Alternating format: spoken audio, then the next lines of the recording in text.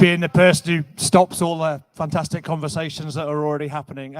Just to say, none of you will know, or very few of you will know who I am. I'm Jim Minton. I'm Chief Executive of Toynbee Hall, and my job is only to spend a really quick couple of minutes just welcoming you to our space. It's really fantastic to see you all here. And sorry, it's a bit weird, isn't it? It's a bit weird, like beginning to get used to speaking to groups of real people again, but it's so fantastic to see you all in this space. And I'll just tell you a little bit about Toynbee Hall for those of you. How many of you have been to Toynbee Hall before? Like one or two of you, great. So most of you haven't, but just to say, we are a place that was founded on the principle that we can really only solve the thorny problems that our communities face if we really try and understand it from the perspective of the people who are experiencing it. And I mean the people out here, the people across London, and the people beyond. We've been here in this very space here for over 130 years, and we were founded, Toynbee Hall was founded as a way of providing a different means to tackle the entrenched challenges of poverty that were around East London and London as a whole at the time. Poor housing, insecure employment, no access to justice, not enough food on the table, financial insecurity.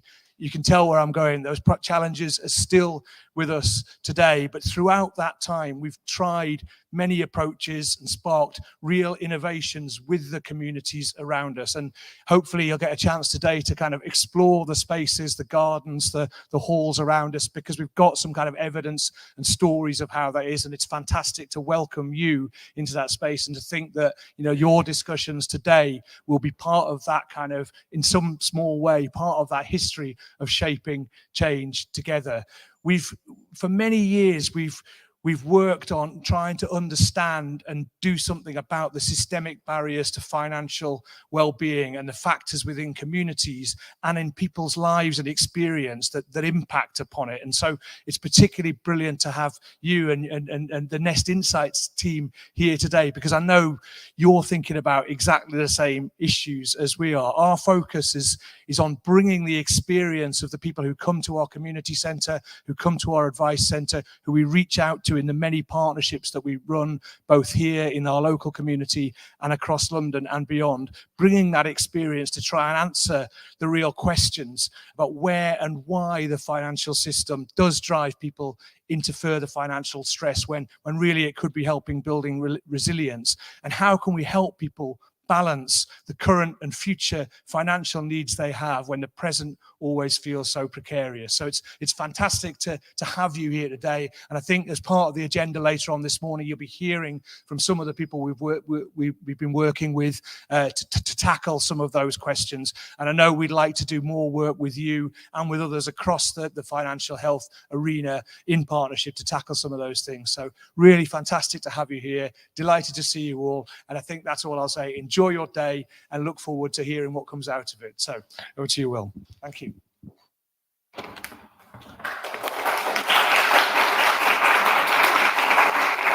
Great. Well, thank you, Jim, and good morning, everybody. Welcome to the 5th almost annual Nest Insight Conference.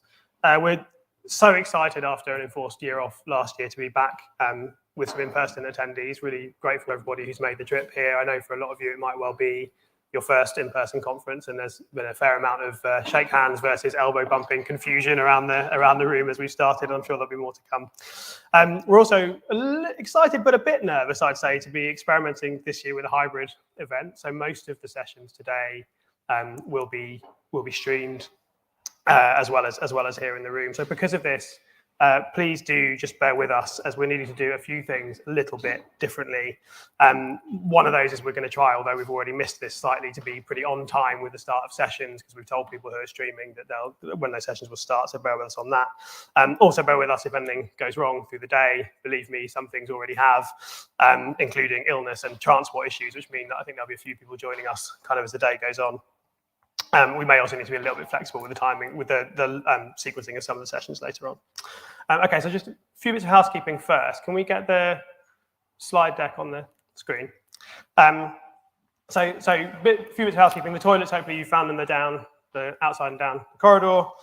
Refreshments through the day will be in the other room, and there isn't a fire drill planned. So if you hear a fire alarm, follow the green signs, and you should be asked to register to congregate out on the green outside and be registered there. So other bits of housekeeping. So we really want this to be an interactive event. Whether you're at home, let's see if this is working. No, could you advance the slide from the back? There you go. So we're really keen for today to be an interactive event. Whether you're at home or here at Toynbee Hall, you can vote on various questions we'll be asking you. You can put your questions in Slido and entering the code #NestInsight2021. There are QR codes for Slido on your tables as well. There'll be roving, for those in the room, there'll also be roving mics around the room for the discussion sections. You can also join us on social media if you're so inclined, again, using the #NestInsight2021.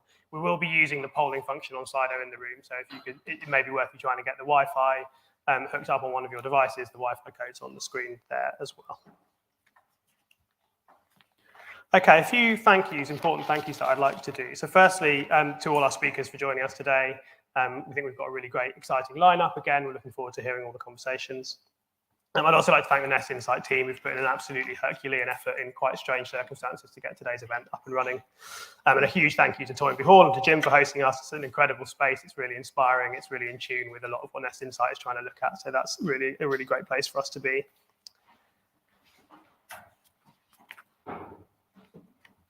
Sorry, can you advance the slide? Okay. I'd also like to say a huge thank you to our strategic partners, BlackRock and Invesco, whose support and funding for Nest Insight's work make events like today possible, along with our many project partners and funders who support our research projects, some of which we'll be talking about in today's agenda as well. We're always looking for new partners, especially funders, so if that's something that your organisation might be interested in, please speak to me or to Michelle or one of the team during the course of the day about how you can get involved. So for those of you who've been with us since the first conference back in 2016, you might have noticed, perhaps you haven't, it's perhaps a bigger deal for us than it is for others, but you might have noticed that this, a couple of months late, is actually our 5th anniversary as a unit. And I want to take a few minutes just by way of introduction to talk about some of what I think we've achieved over the last 5 years. So we launched the first of these conferences at Code Node in the city a few days after the Brexit vote. We were worried in the aftermath of that no one might show up. Thankfully, they did. And we had a really great first conference. And at that first event, we talked kind of almost exclusively, really, specifically and narrowly about pension saving and pensions engagement. We had a hackathon running in the background. Some of you might remember. That was, again, primarily about kind of gamification of pensions engagement. And since then, we've continued to do a lot of work on pensions and pensions engagement on really important topics, research into the role that life events play as triggers for engaging with retirement planning. We've explored the impact of the phasing increases on broader retirement saving behaviour. We've got a whole programme of work looking at the language of pensions and how to communicate pensions concepts to savers. Work exploring the impact of COVID on pension savings behaviours, which we'll hear more about today. And due for publication next month, work looking at the role of responsible investment messages in motivating engagement with pensions. So understanding and changing behaviours specifically around pension saving remains an absolutely core focus for us. But over the years, we've also moved beyond just that narrow focus on pension saving. The work that we're doing with DWP on long-term saving among the self-employed is focused on just that, long-term saving, not just pension saving, recognising that the locked-up nature of a traditional pension may be less well suited to the needs and psychology of the self-employed as a group. And you can see this even more clearly in our work on emergency savings in the sidecar savings tool. When we announced our intention to trial a sidecar savings tool back in 2017, the topic of workplace emergency saving was a pretty niche one, at least within the pension sector. But fast forward a few years, and now the links between shorter-term financial well-being and financial outcomes in retirement is a far more mainstream topic, both in the UK and globally. Our sidecar trial is live with 5 employers, and we published findings from it both last year and again this, and there's more to come on that in the coming months. We've expanded our focus to capture issues around the communications of workplace emergency savings, to work towards testing an opt-out version of payroll saving, and to look more at other aspects of people's financial lives, such as debt and the interaction between debt and retirement outcomes. Our work in these areas has been cited in US congressional committee hearings, by the Government Accountability Office, in papers by the World Bank, the OECD, as well as in many contexts here in the UK. And with our US research partners, the Aspen Institute Financial Security Programme, we're now moving on to scope some work around the interactions between housing and retirement incomes to expand this work. This is all part of a firmly held belief for us that for our target market of low and moderate income savers, the path to good financial outcomes in retirement runs through broader financial well-being and resilience in the here and now. and that it's incumbent on us as an industry to step back from a narrow focus just on more pension saving more of the time, to think about how we can help people to be financially healthier at a whole household balance sheet level. Through all of this work, we've kept a focus on two of the principles that we had in mind when we established the Nest Insight unit. First, all our work is for public benefit. It's published freely and widely as soon as it's ready. This is included through our retirement saving in the UK report, sharing the insights from the huge volumes of administrative data that Nest has gathered over the years that it's been running. And secondly, we've done all that work in partnership with others, in particular with academia, and we've been really fortunate to work with global leaders in this field: Shlomo Benazzi, David Laibson, Bridget Majorian and Andy Manny, Debbie Price is with us today, Lisa Bruggen, John Gathergood, Neil Edwards, many of whom are also speakers at this event in the past. Finally, what's been truly remarkable for us has been the support from the industry, from public bodies, from trusts and foundations. There's a real sense of coming together to solve the challenges of a population that were previously under-researched and underserved. And without the financial support that we've received, this important work almost certainly would not have happened. So we're really proud of what we've done so far, and we're grateful to all of you, representing both formal partners and collaborators, but also many others who've contributed to our work in a variety of ways, and we're super excited about what we can achieve over the next 5 years as well. Now let me say a little bit about our focus for today.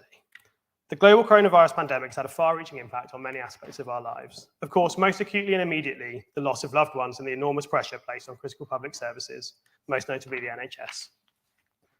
But as has been widely reported and discussed, the impacts of individuals on individuals and households in financial terms have also been significant. And they've been uneven. On the one hand, many people furloughed or worse, who've lost jobs, have seen significant reductions in their incomes, who've had to rely on other savings, formal or informal borrowing, to make ends meet. On the other, people who've been able to remain in their jobs and keep their income while shifting to home working have saved, in some cases significantly, on costs such as commuting and going out. These are the accidental savers that we and others have referred to. The group have contributed to a massive collective reduction in credit card debt, for example, over the last 18 months. These impacts and what they mean for financial well-being and retirement saving will be the focus of our first two panels today. First up, we'll be surveying the overall landscape of financial well-being through and post the pandemic and considering the evidence around the direct impact this has had on levels of retirement saving in the UK. Then in our second panel, we'll look more at the links between financial well-being and capacity to save for retirement, and we'll explore the scope for innovation to support people in improving both. This afternoon, we'll pivot more to think about more traditional behavioural change. In our keynote from the fantastic Katie Milkman, we'll hear about the broad base of insights she's developed through her career and what she thinks those might mean for challenges around saving and retirement. And then in our final panel, in a way, we'll be coming back full circle to where we started all those years ago, the discussion about how to engage people with their decisions that they face, specifically as they approach retirement.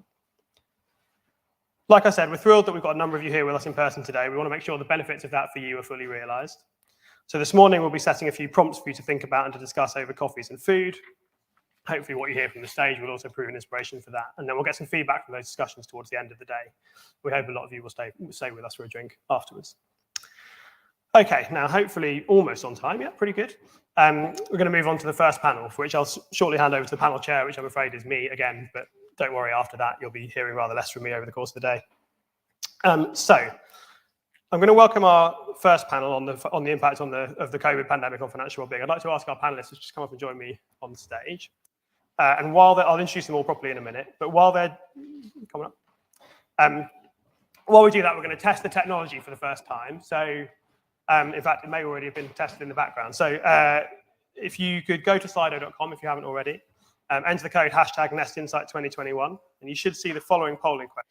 So how optimistic are you that we're going to build back better in terms of UK financial resilience? We're not going to discuss this in detail now. We're going to use these questions later on during the course of the day, but interesting to just set a flavour for the session. And not that optimistic would appear to be the conditioner for the session. So, okay, let's move on. So I'm going to join the panel up here. Seamless. Okay, so as I said in my opening remarks, the COVID-19 crisis had an impact on people's work, on their incomes, and on the cost of living. These effects have been unevenly distributed. Some people have found themselves being accidental savers, spending less on commuting and going out, but still working, and therefore ending up able to save more than in the past. Others have faced significant reductions in their income and have had to spend down savings or borrow to make ends meet. So this panel is going to assess the current state of the nation, what we've learned so far from the crisis, what it means for how we support people to build or rebuild financial resilience in the years to come. To help with that, I'd like to introduce our three panelists. So firstly, Sarah Pareto is the Executive Director for Propositions, Insights and External Engagement at the Money and Pension Service. And Matt is also a valued partner of Nest Insight. At the far end, Tom Clarkson is Research Director at Blue Marble Research. And in the middle, Jessel Sheff is Postdoctoral Research Fellow in Economics at the University of Nottingham and a Senior Behavioural Scientist for Nest Insight. So Sarah, I'm going to hand over to you. Here's the control. Right. Hopefully, if you... Do you mind if I go from there, Will? No, that's Is that absolutely not gonna fine. ruin You go things? ahead.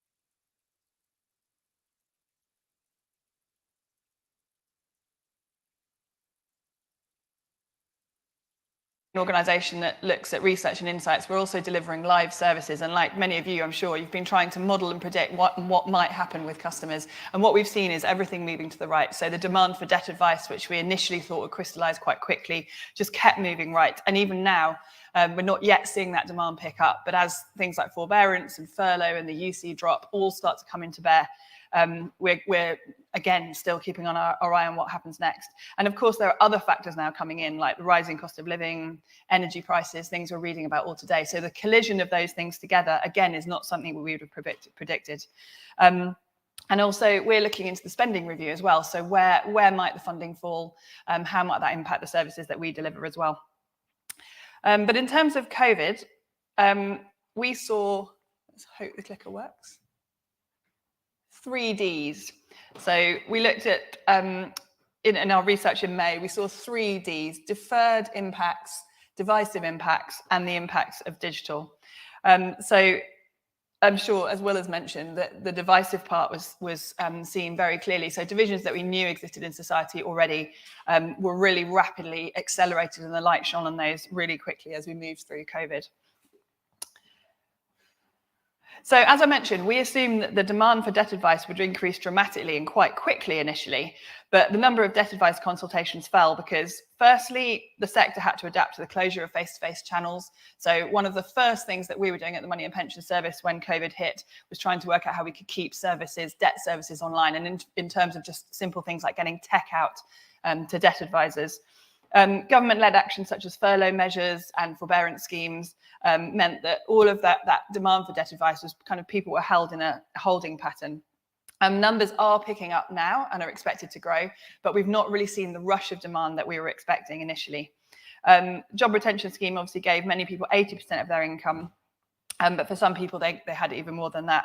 And for those in more financial stress or people that were already in financial stress, forbearance meant that bailiffs couldn't reclaim unpaid debts and landlords couldn't evict tenants in arrears. But obviously that is now something that's being eased off, and you will have seen stories about particularly how that's impacting tenants. Universal credit was obviously increased for a time. That £20 is being withdrawn again now, so we're starting to see the impacts of that. So we know that in the pension space, initially we were expecting to see lots of changes in behaviour, but again, we didn't really see a lot. So lots of the changes that we were predicting were deferred. So in terms of divisiveness, I think COVID, and we know this now, really divided society. So some people, as Will mentioned, were able to spend less money. They were at home, not paying travel. Maybe they had some costs around heating their home, but they weren't spending, eating out, going on holiday, and all of those other things. But so for some other people, the impacts were harder, and people were put in a very difficult position. So we know that young people really suffered. They were more likely to be furloughed, more likely to be unemployed, less easy to even launch their careers. Renters, especially private renters, have suffered and missed payments and have accrued missed payments.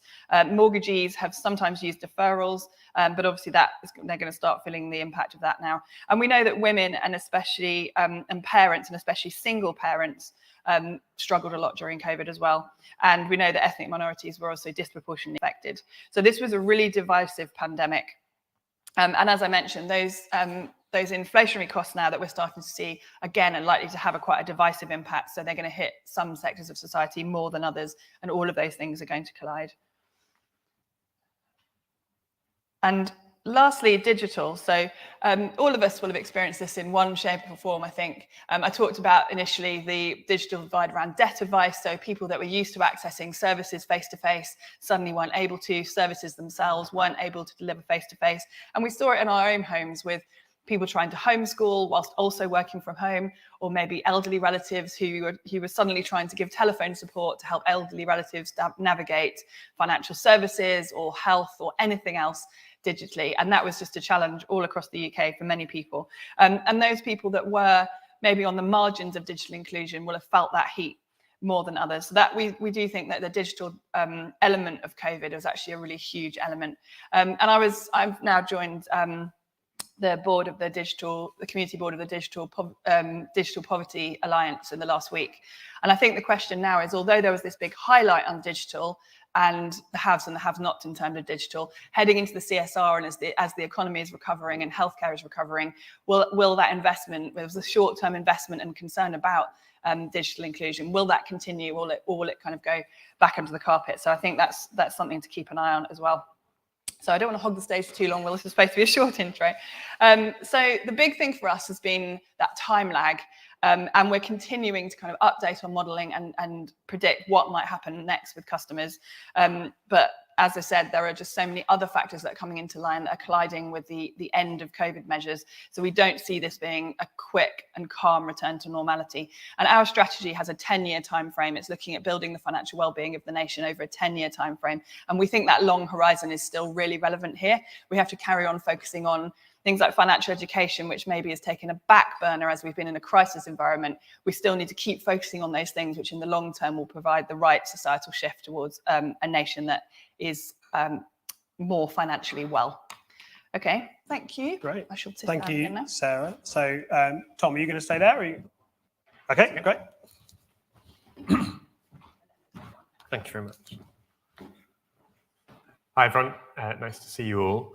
I think my job here today is to give a little bit of the human perspective of the lived experience of the pandemic.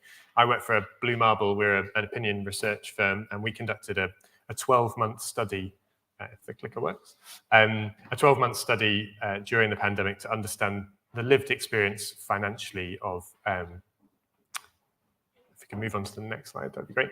Oh, go back one. Thank you. A 12-month study to understand the lived experience of the pandemic. So we took a small-scale approach, a qualitative approach, and recruited 25 households to reflect a broad spectrum of society, and interviewed them every 2 or 3 months for 12 months from May 2020.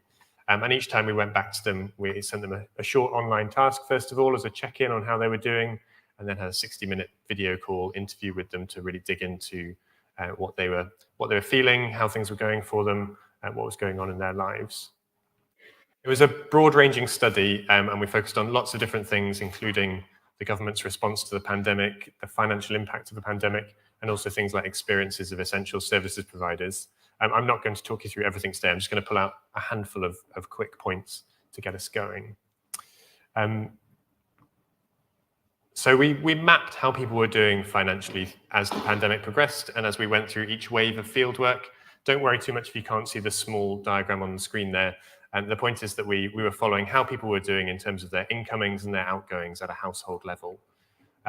And what we saw, and I think consistent with what Sarah's just said, we saw a lot of stability. So a lot of the people in our sample, which was initially 25 households and then boosted to 30, stayed in a very similar position through the whole of the pandemic, with not a lot of change. But we did see some flux. And at the end of the year study, so in July this year, we reflected on everything we'd learned and identified 6 sort of broad typologies of how people managed financially in response to the pandemic. I'm not going to run you through these in detail, but there was a broad divide between what we saw as sort of stable typologies, where we didn't see a lot of shift during the year, and 3 turbulent typologies, where we saw significant upheaval, both good and bad, at different points in our 12-month study. The stable typologies, starting off on the left-hand side there, we had what we called the stable and confident, who were often more affluent, often a bit older, sometimes retired, who I'm sure many of you are familiar with, had a pretty good pandemic financially. Income stayed the same or maybe even went up in a few cases, and outgoings massively reduced, as Will's alluded to. But we also had people who were sort of less affluent in that stable set of typologies. So what we called the sensible money managers, so people who were a little less well off, but had what many people would term good financial habits. So we're in the habit of saving, paying off credit card debt as quickly as they could, and so on.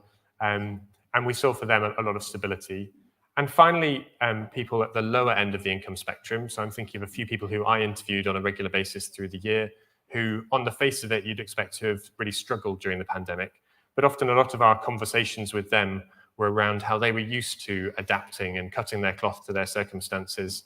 They'd faced a lifetime of adjusting to fluctuations in income. And although this was a big and significant upheaval for them, it wasn't fundamentally very different to their normal day-to-day lives. On the other side, we had what we called the turbulent typologies. Entrepreneurial opportunists were people who we identified who were younger often, potentially at starting out their careers, and often saw financial opportunities. So I'm thinking of someone who I interviewed who at the start of the pandemic had been trying to set up a yoga studio, and he didn't give up on that ambition, but he added in a couple of different business opportunities that he saw or he thought he saw in the market. So he set up a gardening business. He also started an online business where he used social media effectively to generate a following. But he also saw some massive downturns, as did various other people in this category through the course of the year. We also had people who we called freedom spenders, who often had quite a difficult early phase of the pandemic and suffered significant loss of income at times. But as we emerged towards the end of our study in April, May, June, July this year, they might have found themselves back in work and feeling perhaps a bit more flush with cash. And they told us they were going to spend that on a treat. So whether that was a holiday or a luxury spend, like a bike or something like that, feeling like they had a bit of cash, but potentially some people might have said that wasn't the best use of their money at that point. And finally, there were some people in our sample who experienced significant financial shock, really, really struggled at various points in our study. And they often underwent a sort of radical journey in terms of their attitude towards money during the course of the year. Just 3 quick points I wanted to pull out. Some of these concepts are familiar to many of us, but I think they're worth restating in the concept of the pandemic and what we observed in our study. The first one is optimism bias.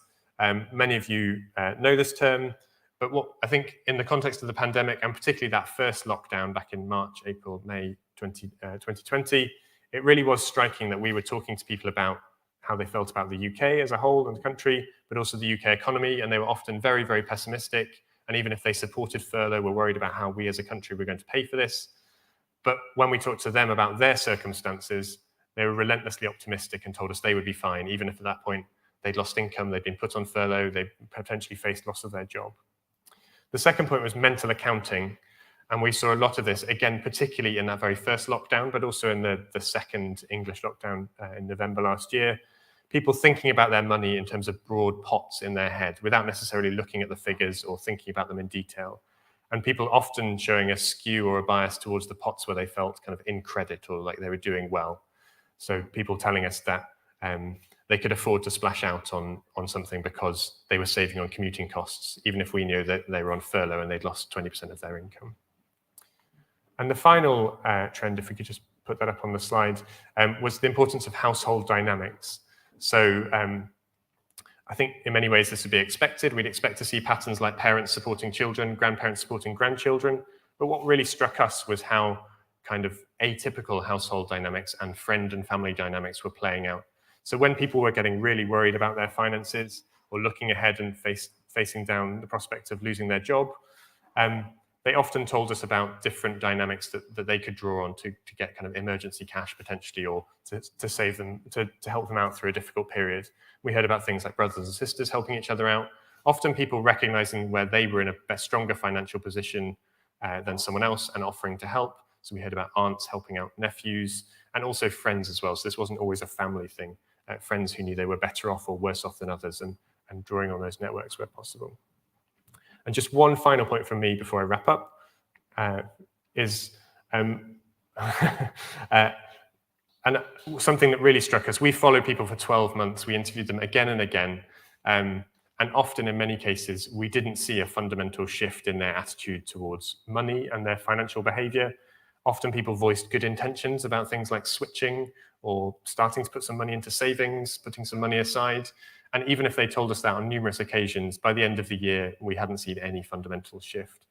And it does sort of beg the question, with a pandemic, which was in many ways a sort of wartime level of upheaval and disruption, if people aren't going to change their behaviors or their fundamental attitude towards how they manage their money in that context, then well will they.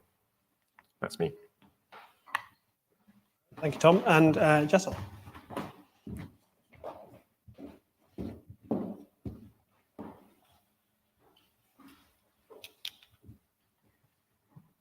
Cool.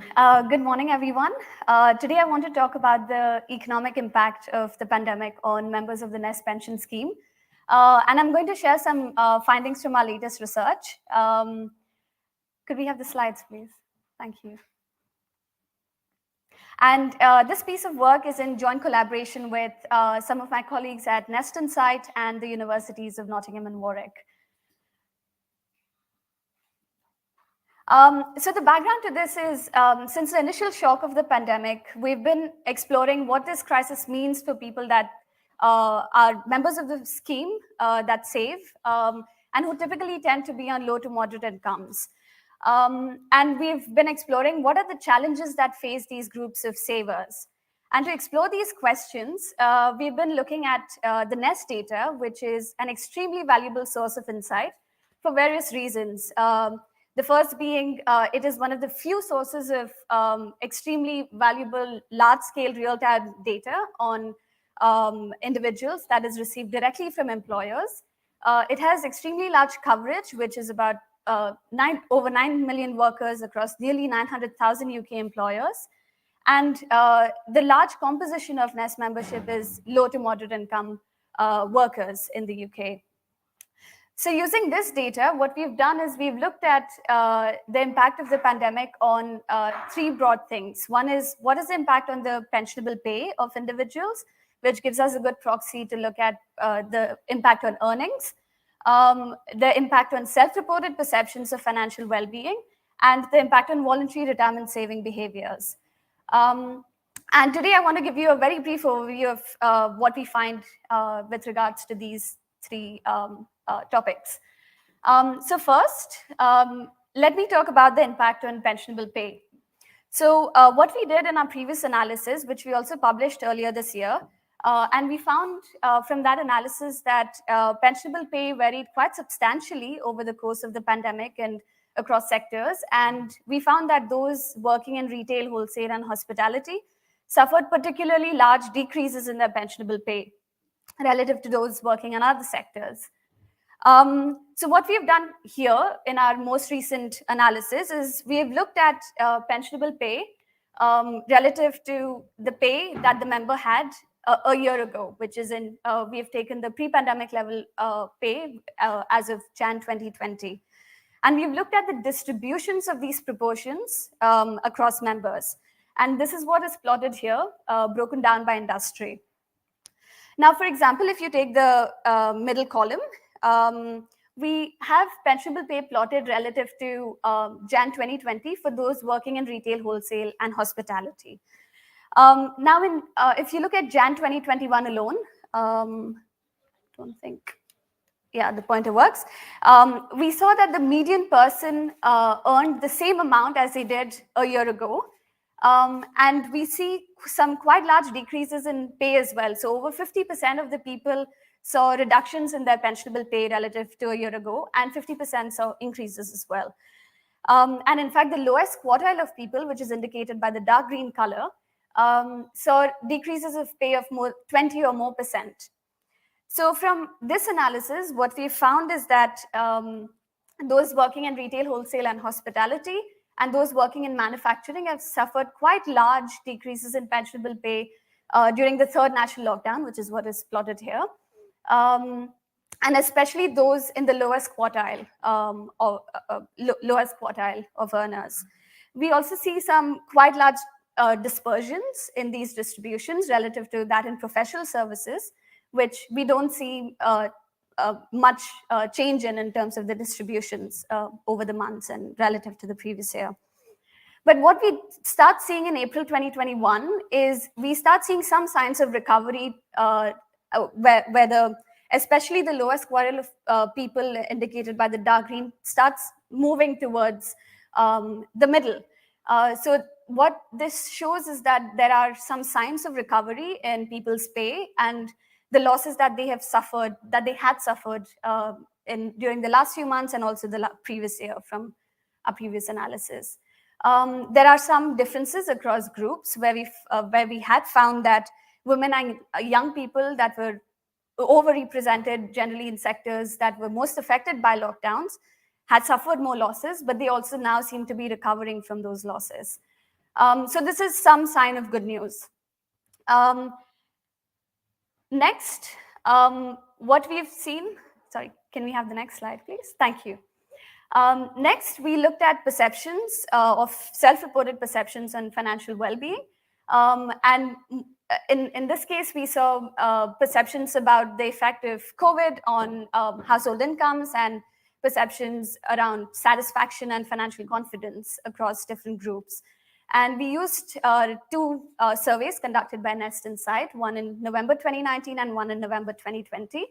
And we found that the self-employed, the unemployed, and those that were unable to work due to sickness were significantly more likely to report that the pandemic had quite negative impacts on their household incomes relative to those that were in full-time or part-time employment. And this also tended to reflect in lower levels of financial satisfactions with their financial situation in 2020 wave relative to 2019. However, what we do see is that the perceptions about the importance of saving for an emergency tended to increase in 2020 relative to 2019. So we've seen quite a few changes in pensionable pay, in self-reported perceptions across of financial well-being across different groups. So we next wanted to see how do these actually manifest in pension saving behaviors relating to opt-outs, cessations, or withdrawals. And that's what we do on the next slide, please. In the next couple of slides, I'll talk you through some very high-level findings. So we looked at behaviors relating to opt-outs, cessations, and withdrawals. And what we found is that there weren't quite substantial changes relating to these voluntary retirement saving behaviors. And we found, although there was a slight increase in opt-outs during the start of the pandemic to about 12 to 13%, it tended to normalize again to the average levels of in the previous year by the second and the third national lockdown to about 10%. The biggest change in opt-outs was among those who worked in firms with 250 employees or fewer, and those that were aged their mid-30s to mid-50s. We didn't see many changes in cessation behaviors, but what we did see in terms of withdrawals, next slide, please. In terms of withdrawals, we also did not see any clear patterns emerging. In fact, we saw quite large variations over the period in terms of the fraction of people that were withdrawing. Now, since the third lockdown, we have started to see a slight uptick in the fraction of people aged over 55 that withdraw. However, this fraction is quite small, or this increase in the fraction of people withdrawing is quite small. And it might be for reasons unrelated to the pandemic, because we see quite large changes even before the pandemic started. So this is something we're going to keep a close watch on. So just to sum up, next slide, please. So the economic crisis that is fueled by the pandemic, as we've seen, has had quite large distributional impacts on pensionable pay across individuals, on their self-reported perceptions of financial well-being, and we've seen some signs of recovery amongst these groups in the recent few months, and some signs of recovery in terms of the losses that they experienced previously. However, none of these impacts, either the losses they made or the gains they made now, are being reflected substantially in pension saving behaviors. So there's a story of not much seems to be happening in terms of pensions. So this got us thinking a little bit about whether the calmness that we have seen in these pension saving behaviors are being reflected elsewhere, which is, are people is there an effect on other savings of people? Is there an effect on debt levels outside? So this is something we're looking to explore over the next few months. So thank you all for listening. Thank you to all of our panelists, to Sarah, to Tom, and to Jessel for some really interesting and thought-provoking comments. So we're now going to open this up to questions, both in the room and from those watching online. So if you're watching online, please share your questions using Slido. It should be clear how to do that from the stream. If you're here in the room, you can also load questions onto Slido if you want to, but you can also just stick your hand up. There'll be roving mics. If you're asking a question in the room, please just wait for someone to bring you a mic. Just the other thing to bear in mind, for the benefit of those watching online, I will try and summarise questions or précis them or précis comments for the panel. So try and keep your questions as kind of succinct as possible, recognising them. There may be some longer things people want to ask. So if we could throw open to questions, please raise your hand, or I'll be looking Michelle's way at some various points, see if there's anything coming in from online. While we're waiting, I'm just going to ask the first question, if that's okay. Chair's prerogative. So, interestingly, kind of mixed picture coming out, both mixed in terms of the impacts of on different kinds of people in terms of kind of positive or negative, but then this underlying theme both of relatively little actual behavioural impact in the pension space. And Tom, you made a really interesting kind of concluding point about if not now, when, there's maybe not been actually much behavioural follow through in other areas as well. So I guess for me that prompts kind of two questions. Just welcome some initial thoughts from you all on them. So firstly, should we be surprised by that? Should we be surprised we haven't seen more of a behavioural impact given the scale of the impact of the pandemic? And secondly, should we be worried? Is there another shoe to drop? There were a few comments that people made about kind of deferred impacts, and is this going to come later? So do you think we should be? Is this really just a deferred impact, or might we see kind of smoothness going forward? So maybe Sarah, any initial comments you'd like to make? Yeah, I mean, as we know, getting people to change things around their financial behaviours is really, really hard work. And I think personally, going into the pandemic, we saw things like increased savings levels. There was almost an optimism of, would this be the moment where you see kind of more people saving? Will that savings habit stick, as an example? But I think what we've seen is that inertia is stronger than anything else.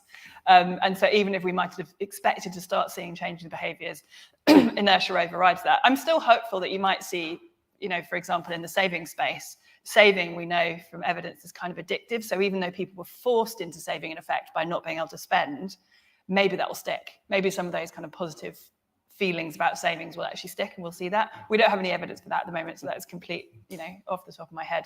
But no, I'm not exactly surprised. But in terms of the second half of your question, should we be worried going forward?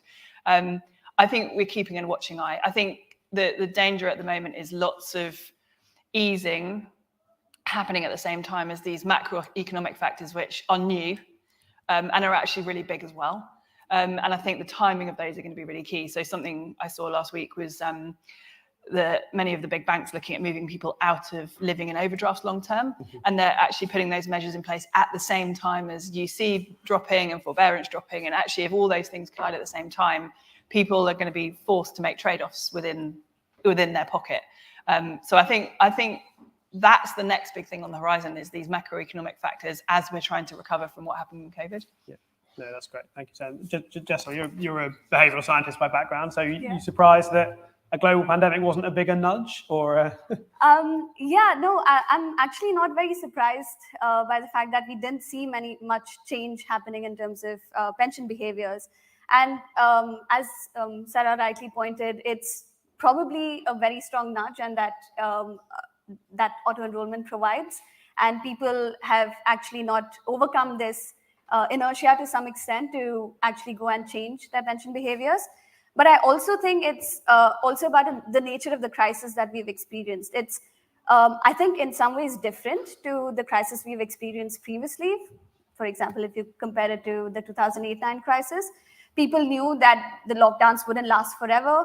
People knew we would come out of it. So it's about sort of getting through those initial few months of maybe economic hardships and not touching their long-term pensions, which is for their long-term financial resilience as much. Yeah. So I think it's a bit of the nature of crisis, and also the choice architecture being a bit too strong, which has worked. That makes sense. And I guess, Tom, that fits with the kind of optimism bias idea to some extent. Kind of maybe people rode out the first few months through optimism, and then it was kind of starting to normalize. But what's your take on this? Yeah, I think when we started doing this study, people were telling us they thought they needed to plan ahead for the next 2 or 3 months in terms of lockdown and COVID restrictions. Obviously, it became apparent to everyone this was going to last longer than that. On the point around inertia that Sarah was making, I think it's interesting that auto-enrollment is built in many ways on inertia and actually benefits from that in lots of ways. And I don't think it's hugely surprising that, therefore, people haven't adjusted their pension savings. I think there's a broader question in the pension space about how well people understand their pension and how conscious they are that it's a lever they can pull and something they can adjust, in either direction. And when we were conducting these interviews with people over the course of the 12 months about their finances, it was pretty rare that people spontaneously talked about their pension as one of the things they were juggling or could adapt based on their circumstances, whereas, what they were going to do about their credit card debt, their potential savings options, and adjusting their household outgoings were much more top of mind, and much more sort of, I think, in consciousness about things that people felt they could adjust. Mm-hmm. No, I think that's a really, really good comment. And I suppose it prompts, maybe we may get some views on this from the audience, but it's both a strength and a weakness of something as strong as auto-enrollment, that on the one hand, all these kind of gains from pensions policy have been maintained, but there are probably people at the margin for whom that lever might have been quite a helpful one, and maybe they weren't kind of aware of it or didn't kind of seriously consider it. So that's an interesting kind of challenge.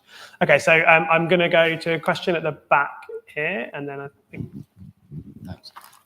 John Parker from Reddington. So we work with lots of sponsors and lots of pension providers as well, and we've heard quite consistent feedback from the pension providers in particular that in terms of voluntary pension behaviour, they saw quite a significant increase in voluntary withdrawals over the period. Now, the precise reasoning behind that isn't clear yet, but they're certainly seeing quite a big spike in people particularly accessing tax-free cash post-age 55. And I just wondered, Jazza, whether you have any evidence more broadly across the pensions industry, or I don't know whether there's anything particular about Nest's membership that meant that they, I don't know, weren't aware that they could access their pension savings earlier from age 55 as a source of potential income. Okay, thanks, John. So just a quick summary. I think John was saying that there's evidence from other providers in the pension sector that post-55 withdrawals have spiked in the pandemic, but we haven't seen so much of that. So Jessel, any thoughts on that? Yeah, so I think, as you pointed out rightly, it might be a feature of the Nest membership for not seeing quite high withdrawals. But I also think it might be a feature generally in terms of behaviors of people, right? Like during the pandemic, we saw the values of pension pots going quite down because of market adjustments. And so when markets are low, the right economic thing would be to not actually touch your pension pots and let them be till markets recover.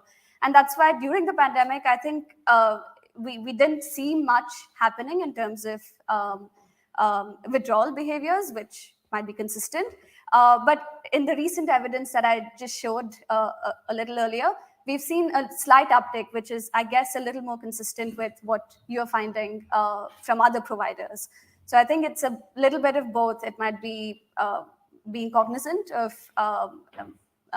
market movements, and also just the Nest membership being different. I just maybe add to that a couple of thoughts. I mean, one is, as Jessa pointed out, there's a lot of volatility anyway in withdrawal behaviours in Nest, and that's partly, I think, because it's quite a young scheme. It's still relatively few people kind of passing the age 55 threshold. But I guess the other thing is, it sort of seems like, I mean, this is speculation, it sort of seems likely to me that you're more likely to think of that as a pot of money if you're closer to accessing your pension savings anyway, and the demographic of the Nest membership means they're much more likely to work longer beyond 55, and so it may just not be kind of front of mind for them that that's a source of money for them, because they may, if they view it as accessing pension saving, it may just be it's retirement, it's later for me, so that may be some of it as well. Okay, so Darren. And a great opening session, and it's so nice to be back in the real world, isn't it? I'm Darren Philp, I'm Director of Policy at Smart Pension. I just wanted to sort of pick up on the inertia theme, because and explore a bit as to what are the implications of that for sort of wider initiatives, government policy, what MAPs do in the future. So, there's always been this debate in pensions about the power of inertia versus the need to engage. And I'm just wondering if the panel think that, there are some strong lessons from the pandemic and the construction of auto-enrolment that we should be feeding into sort of thinking that's going on at the moment, as particularly around engagement. I'm thinking about ideas like a statement season and things like that, which if you do sort of promote stuff like that, and if you, and it's good to promote pensions, we want people to have the connection with pensions, could it have some unintended consequences? So just really to sort of explore that debate a bit between inertia and that engagement, and what the lessons from the pandemic on that are. Yeah, so that's a great question. So Darren, I think we're driving at there is, what's the trade-off between, on the one hand, we've seen inertia be really powerful, as we were discussing, that's both a positive and a negative in some senses, versus on the other hand, the risk that therefore when you try to engage people more, it could have both positive and negative consequences in terms of their behaviour. So who wants to I'm happy to first? Yeah, I mean, I think we know inertia is a blessing and a curse, isn't it? So obviously the obvious trade-off to me is in the pensions context is you have people who are not withdrawing, not coming out of that positive behaviour, but also not engaging and not understanding and not sort of owning their pension. So that might be a challenge later on, and also means that people aren't looking at things like adequacy in the short term. So I can see the disbenefits. In terms of, for us, we are also looking at ways to, I guess, latch on to what we know about inertia. So sidecar savings being a good example of where we're working with you guys to test something, which is if you start paying into a liquid savings pot, which is attached to your pension. So it's using that same principle of inertia and saying, can that have an impact on short-term liquid savings? And hopefully the answer will be yes once we carry on testing it. So it is a big trade-off though. And, we know one of our national goals is people knowing enough to plan for and in retirement. And in creating that goal, we were very mindful of the fact that we do need people to engage throughout their lifetime. So things like midlife MOT is a way to actually start getting people to think about their pension being theirs. I know everyone tells a taxi driver story, but I've got a taxi driver story too, which is the taxi driver that drove me up this morning. She was talking about her pension, which I think is with Nest. And she sort of didn't know it was hers because she's just been told she has to pay into this thing. So she just thinks it's a rule she has to follow. And she was unaware that this pension belonged to her and that she had some sort of agency over it. And that's the perfect example, isn't it? That she probably wouldn't have thought of opting out because to her, in her mind, she's followed a course of action that someone's told her she has to do, and it maybe belongs to someone else. And that complete lack of agency, I don't think is that uncommon.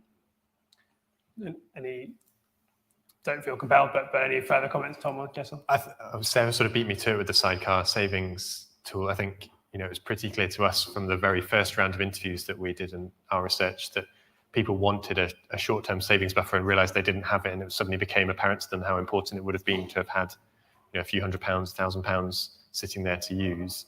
And so things like the sidecar savings tool seem to me like a really useful way potentially to build up that buffer, building on the inertia idea.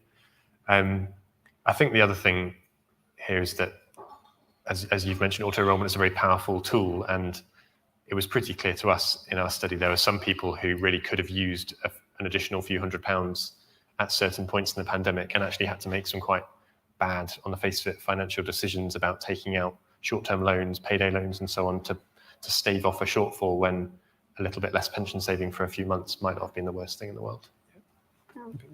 The only thing I think I would add is it's true that inertia is sort of like a double-edged sword in a way, because while it can help longer-term financial well-being, it can also have implications on shorter-term financial resilience if, for example, people go and borrow from and take on high-cost credit to fund their lack of or their deficit in consumption. And I think what's come out of our research is, especially after the pandemic, we've seen perceptions of saving for an emergency being quite a lot more important among people compared to a year ago, which is quite striking and also gives some really nice credibility to a hybrid savings tool, for example, like Sidecar. So I think it's about how do you manage inertia in a way that capitalizes on people's ability to not act, but at the same time keep their overall financial resilience in mind, and increase their utility, overall lifetime utility. Great, thanks. So I'm conscious the layout of the room is pointing me here, and I don't want to ignore this side of the room, but I also don't want to ignore the people watching the stream. So I'm going to take a question from the stream, and then I'm going to make sure that if there are questions from here, we do those next. So, Michelle. Yeah, there are a couple of questions from home or offices. One specifically for Tom, which is, of your 25 households, did those aged 55 and over give any views on their retirement planning? So did you see any consideration of retirement income needs and COVID impact? And there's a second, more general question. Do any of the panelists have a view around debt consolidation and whether there was any change or increase in people consolidating debt at lower rates? Okay, so for Tom first, was there anything specific on retirement coming through from any of your 25 households? Yeah, we had several people in the sample who were over 55. A few people at the sort of more affluent end of the spectrum were seemed largely unaffected. Obviously, we joined them post-pandemic or post-initial lockdown, but they told us they hadn't really changed their plans. One person said he had quite a sizable pension pot, and if anything, it meant he was going to take longer to actually access that because, as Jessa was saying, the value of his pot had diminished massively in those first few weeks. We did see one person I interviewed who was really not very well off at all and was really struggling financially, had a very small pension pot, I think about £3,000. And at one point in the pandemic, she decided to cash that in and withdraw that to pay off a shortfall in her sort of day-to-day living expenses. And I think in the short term, that gave her some relief, but also meant she had no real pot left to draw on. Yeah. Okay. Thanks, Tom. And maybe Sarah, any views on debt consolidation behaviours? Is that something you've seen any evidence of? No, I mean, we've definitely seen this kind of holding pattern in behaviours around debt advice generally. So expecting demand to crystallise, it hasn't crystallised. But debt consolidation is something that's always a live issue of can we do more in that space? And I know Fair for All Finance are looking at that space. Is there more we can do in debt consolidation? Yeah. And I know that certainly kind of earlier in the pandemic, there was quite a big net reduction in debt, particularly around credit card debt. Like a lot of people just paid off credit cards. But I suspect, as we've seen, that was people, more affluent people, just taking the opportunity to wipe out balances and that kind of maybe hide some more challenging kind of debt circumstances in the lower end of the income spectrum. Okay, I'm turning this way. So do we have any questions from the left hand to my side of the room? Debbie, just mic on its way to you.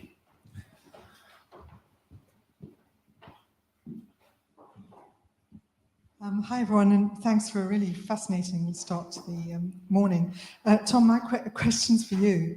I was fascinated by your typologies, and I wondered if you had any views about if someone was of modest income, say, they could either fall into the top three or the bottom three, and that was true across the piece. What made someone more likely to be in the top three than in the bottom three? Okay, so that was the typologies Tom talked about, the kind of more stable ones and the less stable ones. And I think, Tom, you were saying, anyone could be in anyone, at least on an income level, could be in any of those categories. So what were the underlying drivers that you found?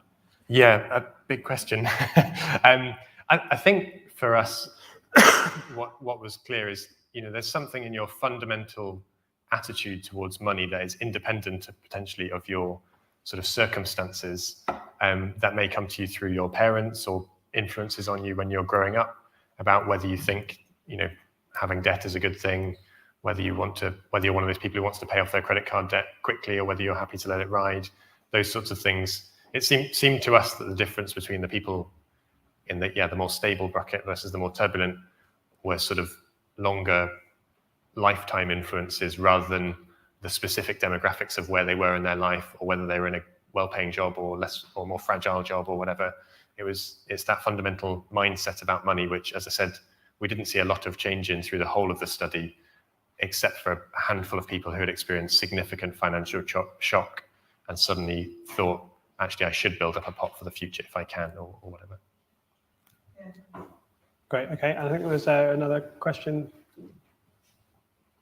Thank you. Dan Morris, Wells Fargo Asset Management. Tom, a couple of questions ago, you gave a reference to somebody that had a pension pot that fell in value, and they looked at that. And it made me think some of the other comments that we've heard from the panel have been about inertia, and if not change, then when. And Sarah, you also spoke about digital, and we see a lot of people now looking at investment data very quickly, and it's rapid and it's real time. So on one hand, you've got real-time information about something which is now, but the pension's a long, long away. And there's a lack of inertia and people are not changing. How did you view that? How do you try and square that as you think about your research and the decisions people make? Okay, can I repeat that in a second? So how do we square it's actually, to some extent, I think related to Darren's question, how do we square the kind of growth in real-time information around things like asset values with sort of behavior inertia, both good and bad? Is that a fair? Okay, good, excellent.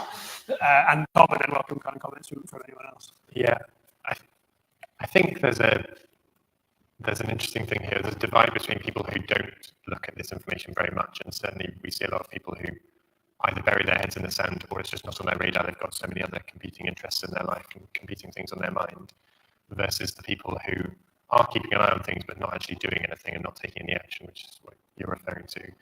And in the latter case, I think the context of the pandemic, as Jessa was saying, is important in that people weren't sure how long it was going to last, but thought it was probably a short-term thing. And there's that sort of desire or impulse to just sit things out, sit on it a bit longer, wait and see what's happening. And I think for pension pots, read also current accounts and how people are feeling about their broader financial situation, in that there is a portion of people who look at this stuff but are thinking, I'll just wait another month, or I'll get another pay packet in before they take action. I don't know if that answers your question, but it's an attempt. Sure, and just Sarah. Yeah, I mean, I would say that that's probably at the highly engaged end of the consumer that's actually following that data. But yeah, to add to what Tom was saying, there's consumers who are not engaged at all in that way, and then there's a smaller cohort maybe who are tracking that data and looking at it. But across both of those, I would say inertia still plays a part. So it's probably a very tiny minority will both combine both and look at the data and act on it. Yeah, and I think the only thing I would add to that is, like Sarah was saying, it's only a small proportion of people that actually track market movements very closely, and they, in the more economics language, they're the sophisticated kind of people that do this tracking, and maybe they're also more cognizant of their behavioral biases, like loss aversion, for example, where they know they shouldn't really touch their pots until it sort of recovers to the pre-pandemic levels or their normal levels. So I think it wasn't inertia probably, and amongst that group of people that made them not react to this kind of information, but it was probably more of a conscious choice if people were aware of some of their biases or behaviors. So I'm going to take Chair's prerogative, and I'm also going to give an answer to this question, but then after that, I think Anne's got a question. So I mean, I think just linking with Darren's comments and yours, I mean, this does seem to me, even before the pandemic, this does seem to me to be kind of the kind of coming debate in pensions, which is ironic because we had it before, right, back in pre-auto enrollment, this whole debate about engagement, and is it, how do we want it, do we not want it, if we do it, will it influence behaviour? And there's in Vanguard's How America Saves research series, they showed that basically almost every 401k systems ends up introducing more volatility from their increase in return. Right, they do things like shift all their money to kind of home biased equities, and they basically don't gain. But on the other hand, we know that kind of 8% automatic enrollment contributions is kind of not enough for some, and may actually be too much for others, and we have to kind of try and get more help people get more kind of laser guide in what they do. So I think this is, even without the pandemic, I think kind of figuring out what's the right mix of nudges, and is digital an opportunity, or is it too high touch for something like pensions, and where do we take all that seems to me like it's a very fertile area for future consideration. Okay, Anne had a question.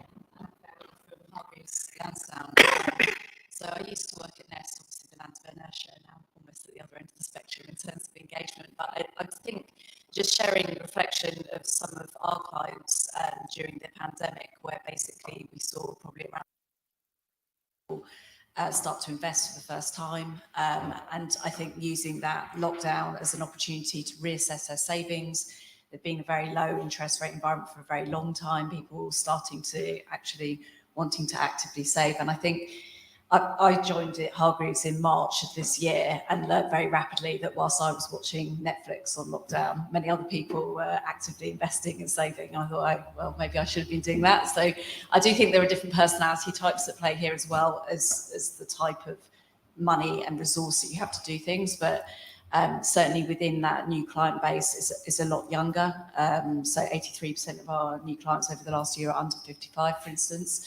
And I do think as we're moving towards a sort of a younger generation that will need to save and invest for retirement and aren't relying on those DB pensions, I think this whole debate around how you engage people well and make sure that they're, making the right decisions and the right kind of nudges versus the power of inertia, I think is ever more important, to sort of bring that out and to recognise actually some wealthy people won't necessarily be that engaged in the same way that some people with less money actually might be much easier to engage. So I don't think it's just straight related to how much cash you have at any particular time.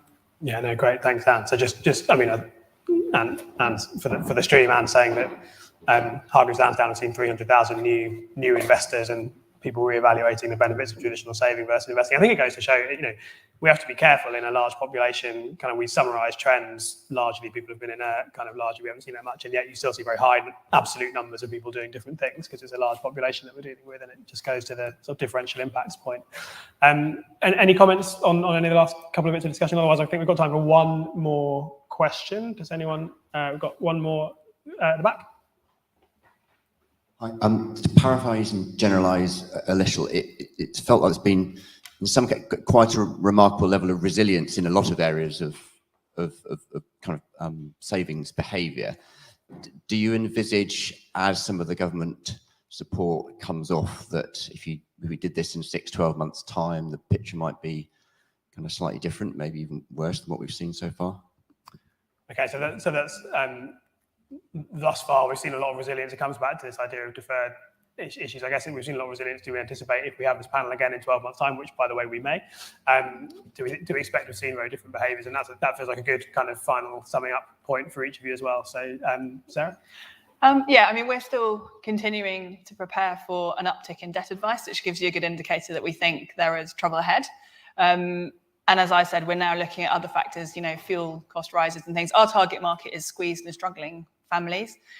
So all of those other factors are going to have a big impact on people's households.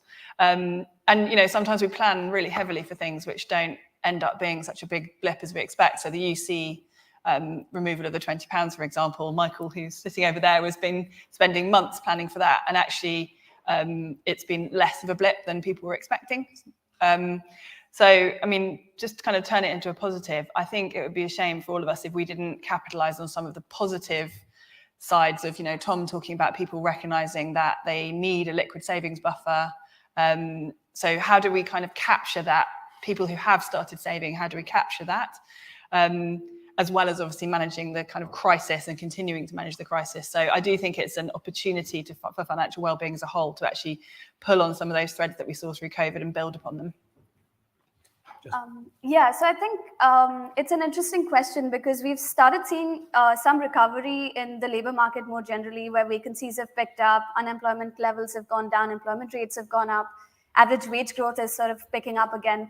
So looking at those aspects, I'm pretty optimistic in terms of what is going to happen in terms of labor market indicators going forward, and therefore what might happen in terms of savings or pension savings more specifically.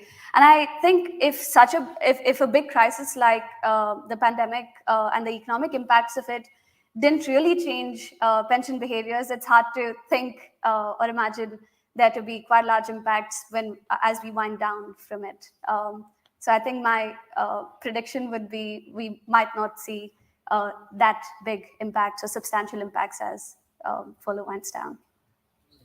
Thank you, Justin. And probably 2 quick points for me to finish. The one thing I haven't really talked about very much this morning is the importance of furlough and just how fundamental that was to enabling a lot of resilience where perhaps we might not have expected it. And we actually started our study with the intention of carrying on beyond the initial planned end of furlough to see what happened at that stage. And we extended the study and then eventually had to bring it to a close before furlough ended. And I think if we were to go back to our people now and over the next few months, we may start to see some different impacts, particularly on those lower income people if people have lost their jobs or incomes have been significantly reduced. And the second sort of more positive point to build on Sarah's point is there's a lot of talk in the world of financial education about teachable moments, and they're usually conceived as life stages, leaving home, moving in with a partner and so on, as moments where you can actually get people to change their financial behavior or mindset. And if the pandemic is anything, it's probably a teachable moment that isn't a life stage, and that you can explain to people and give them real examples of where a savings buffer would be useful or where a different course of behavior might actually yield some more positive results in the future. Great. Thank you, Tom. Great place to finish. So firstly, can I ask you all to join me in thanking our panelists for the first panel this morning?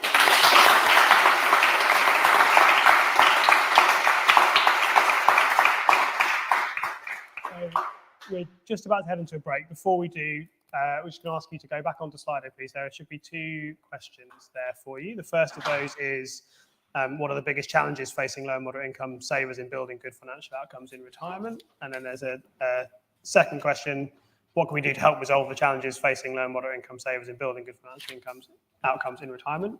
So if you could just take a minute to vote, the results should be cycling up on the screen. And again, as I said, we'll be using those to prompt some of the discussion later on.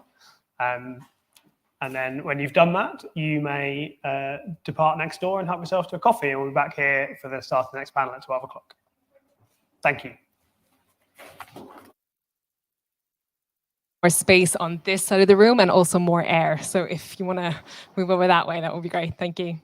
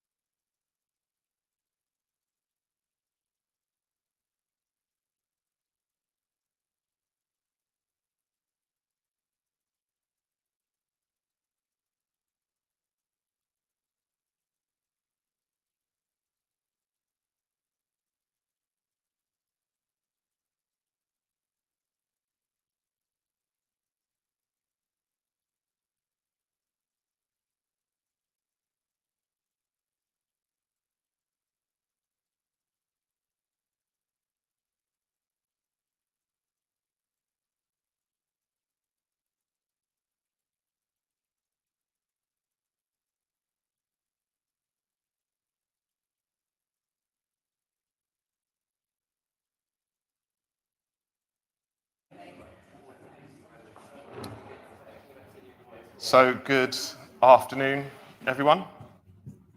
Thank you very much. So in this session, we will explore short-term financial security as a route to financial well-being in retirement. And so this session really is exploring how we as an industry, some questions should or could be interesting in how we support pension savers in building overall financial resilience and health to give them the best possible platform for their retirement saving. I'm Gavin Lewis. I'm head of UK LGPS at BlackRock, and I'm pleased to say that I have assembled a team of experts to help me answer some very, very, very big questions. Someone said they love an anecdote, and I have a couple. But interestingly, my anecdotes are not about taxi drivers; they're about friends and my mum. Because I think when we think about like pension savers, it's a discussion that we had when we were in our prep session, which is really, really interesting.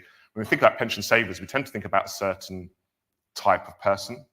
I think the archetype in the industry really focus on someone who earns well, is of a certain demographic, and really the focus is on asking them to save more.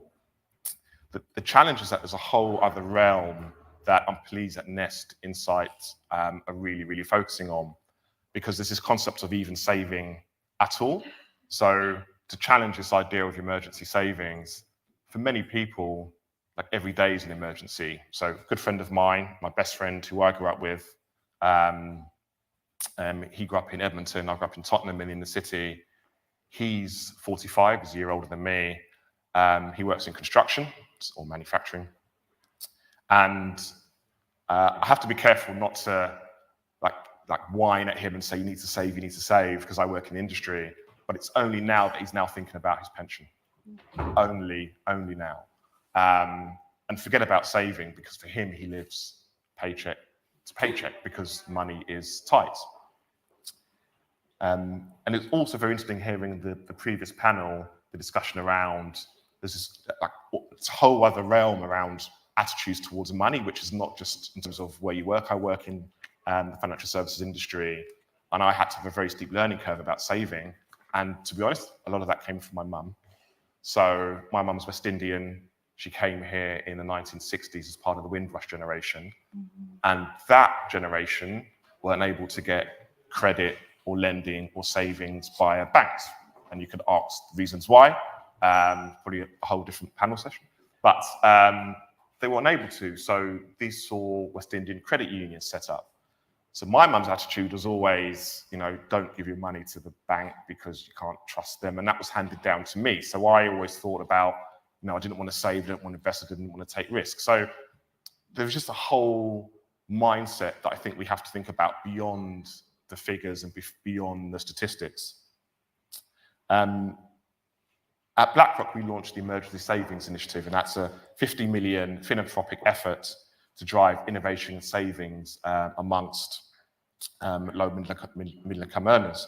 And some amazing stats here. 1 in 5 Americans, the program is run in the US, but 1 in 5 Americans will run out of emergency savings by the end of the year. That's this year. And nearly half, 48% of Black individuals have spent down their savings as a result of reduced incomes due to COVID. So these are statistics, but there are real people behind this. And again, I think we as an industry have to question what, how, and should we be resolving these challenges. So as I said, it's not just down to me to answer these questions. I've brought a crack team with me. And Joe Phillips from Nest Insights. Joe leads Nest Insights' public benefit research program, working collaboratively with partners across the sector to better understand the challenges facing savers on low to middle income incomes, and to develop and test potential solutions to those challenges. And Joe is one of the minds behind the Nest Sidecar Initiative, which I'm sure many people are familiar with. Ben Murphy from Atos. So Ben has over 10 years of management consulting experience within strategy and Big Four consulting. He has successful experience in defining corporate strategy and leading large-scale multi-workstream transformations in Europe, the Middle East, and across engineering, health, and financial services. And very interestingly for this conversation, as a director for digital innovation in financial services, Ben is responsible for working with Atos' financial services clients in transforming their businesses to become fit to meet the expectations of customers of today and tomorrow. So a real focus on innovation. And certainly last but not least, Ellie Sue of LSE and University of Oxford, who I might add is pregnant and made the trip down from Oxford here to be with us. So that alone needs to get a mention.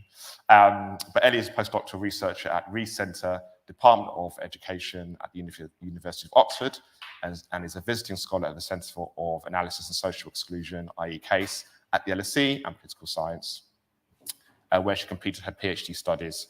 And in her thesis, she explored how people save for later in life and build wealth, focusing on the younger half of the British working age and population. And her paper is well worth a read if you haven't had the chance to. So, short-term financial security as a route to financial well-being in retirement. Can I ask my panelists maybe to address the audience and those at home, and just maybe offer some thoughts? And given, Ellie, your work in this space, I thought maybe we could start with you, if that's okay. Hello, everyone. Ellie Sue. Thanks for having me here. It's very important topic that we are going to talk about, especially because of the pandemic and effect of it. How we used to think about retirement saving, I think, is changing a little, because especially my research is on the younger half of the working age population, and because how we save actually is very different from how the previous generation saved. And later I will show you that it's very integrated in our daily life, and it's something that we need to think about from the financial well-being perspective. So I'm looking forward to sharing my research with you, as well as hearing what the other panelists have to say about the 3 questions later. Ellie, I mean, I think feel free to take the stand and run through your presentation now. That'd be great. I think if you kick us off, and then I'll ask Joe and then Ben to come forward afterwards. Thank you. Ellie Sue, from University of Oxford, and today I'd like to talk to you a little bit about the role of financial resilience and in discretionary retirement saving. This research coming from my PhD research at the LSE. So let's start talking a little bit more about what happened, the big changes that happened in the last decade. We all know, we are all familiar with the shift from the defined benefit to defined contribution. So the younger generations no longer offered defined benefit, typically. And last 10 years, 2 very important policy changes happened. Automatic enrollment that came into effect in 2012, and then new state pension in 2016. These last 2 especially made retirement saving much more accessible to people by offering some sort of platform to work, save through work, and more people will be accessing their state pension. But what does that mean for the younger generation who will be retiring under this new structure? Is that there's more uncertainty involved in how we are saving and generating retirement income, because the outcome of how much we are going to save is really depending on how our savings going to do in the market through the time. So it's much more complex to work out, will I have a sufficient amount of pension saving done by the time that I retire? Will it generate adequate level of income? They are much more complex now to understand these questions. So pensions commissions 2006, when they came up with a set of recommendations that form part of these 2 very important policy changes back in early 2000s, one of the important messages for the individuals, especially the younger generation, was that individuals need to save more from earlier on and via various means. So in academia, we like to think about, okay, so how do people save? And the role of income was very much at the center stage at that stage. It made sense in the previous pension landscape because income was very much a driver on how much you actually saved and whether you saved or not. Or if you look at from a psychological perspective, the role of myopia was something that people very much focused on in studying younger generations' retirement saving. The younger you are, the less likely to think about retirement saving because you have more time to think about that, as Calvin's friend, for instance. It is true. But by focusing on these two factors, what we are missing out is that we don't actually know how people actually save, what they think about, what it actually means, and how they come to think about it and decide to save. So this is where the financial well-being perspective that comes in. It's important to think about financial well-being because retirement saving is no longer just the money that we save through work. We are supposed to be thinking much more broadly about that. So financial well-being is important because, especially if you're thinking about financial resilience as a concept, it actually talks about people's individual internal capabilities that they can draw on, given their social and economic circumstances, and organize their economic lives the best way possible. And it's important to note that it acknowledges the influence of outside factors that might not be immediately under control of individual circumstances, controls, such as income. We like to all increase our incomes, but it's not directly under our control all the time. Putting this into the retirement saving context, financial resilience indicates, let's say, a degree of how much of freedom we have, how much autonomy we have in the willingness and in the ability for us to be able to save for the future. This is a quantitative study that I've done using a survey called Wealth and Assets Survey. So this is kind of a map that I've used to examine. Here, it looks quite complicated, but it's not really. The bottom half actually explains that if you have a long-term view, then you're more likely to be financially resilient and also have thought about retirement saving, which makes you then to be more knowledgeable about financial knowledge that's related to pension, in turn, more likely to promote retirement saving. The important part of this model actually is on the top part, where demographic and socioeconomic circumstances, as well as what we have in workplace pension scheme and how we seize it, how it actually affects our confidence, are interacting with these internal values that we have, the more attitudinal values or maybe behavioral factors that we might associate with retirement saving. Let's look at financial resilience a little bit more closely. What does that mean?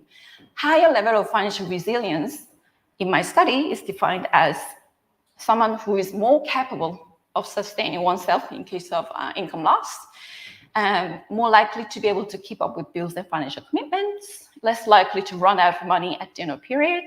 It's the usual concept with the bounce back ability that we can actually bounce back from this economic adversity, for instance, but also more likely to make sure the money is remaining at the end of the month, and less likely to buy on credit. So instead of just going on a whim, we will wait and plan for the purchase. Now, this seems to suggest that, okay, isn't that then very much about internal control and what people decide to do with their money? Not entirely, because the level of financial resilience was so strongly associated with household income and home ownership too, for the younger generation in Britain. So here I specifically, in the study, I asked two specific questions. So I have mentioned that we have overemphasized the role of income and we needed to really test it. Because I was looking at retirement saving as a working workplace scheme and state pension, what I call discretionary saving, I assume that there's some sort of decision-making process going on that is going to tell us a little bit more about the behavioral factor. This behavioral factor, of course, is the financial resilience that I was using. And what this study finds, yes, income is indeed very closely related to financial resilience. Yes, of course it is. It is an important factor. But what we need to understand was that financial resilience was controlling for income and other variables in the model, was the strongest predictor of identifying who have saved for their retirement in the past 2 years by saving some money into bank account. Now, another important point here is to point out here the red X, accounting for financial resilience, the role of financial resilience, and other factors in the model. Income didn't contribute further to identify retirement saving, unlike we have thought about previously. So this is really pointing out that we really need to understand the well-being perspective, how people come to save, and what it actually means as a mediator between the external values that we see, income, home ownership, and so on, that make us feel economically secure, to retirement saving. Another aspect that I earlier talked about was the role of myopia. Myopia basically means that the younger you are, the less likely to think about saving for retirement. Okay, then what about, given the strong role of social and economic environment on financial resilience, how does that relate to thinking about retirement? Actually, an industry report has said that economic security is a very important factor for people to actually think about start saving for retirement. Here, the study actually found that more than age, if we put homeownership, income, and availability of intergenerational transfer together, the explanatory power of this economic and social arrangements that one person has is more powerful compared to what age can tell about whether one has thought about retirement saving or not. This really tells us that it's important to consider the individual's perspective of where they are in their life and how secure they feel economically to be able to plan future far ahead. So in conclusion, these two findings point really to the importance of understanding financial well-being in the long run. And if you think about the flip side of it, means that retirement saving needs a little bit more holistic approach than we used to think about. And it cannot be actually considered in isolation by itself, as it used to be as maybe for putting a little bit more money into a workplace pension scheme. It needs much more holistic and organic perspective, putting together the short-term needs, how individuals feel, and how that enables them to think about retirement saving. So then I will finish my talk with a question. These then make us think about, okay, so how we used to understand retirement saving is very different from how the younger people are going to save for retirement. We probably need to rethink about how we approach retirement saving for the younger generation. Thank you. Excellent. Thank you, Sue.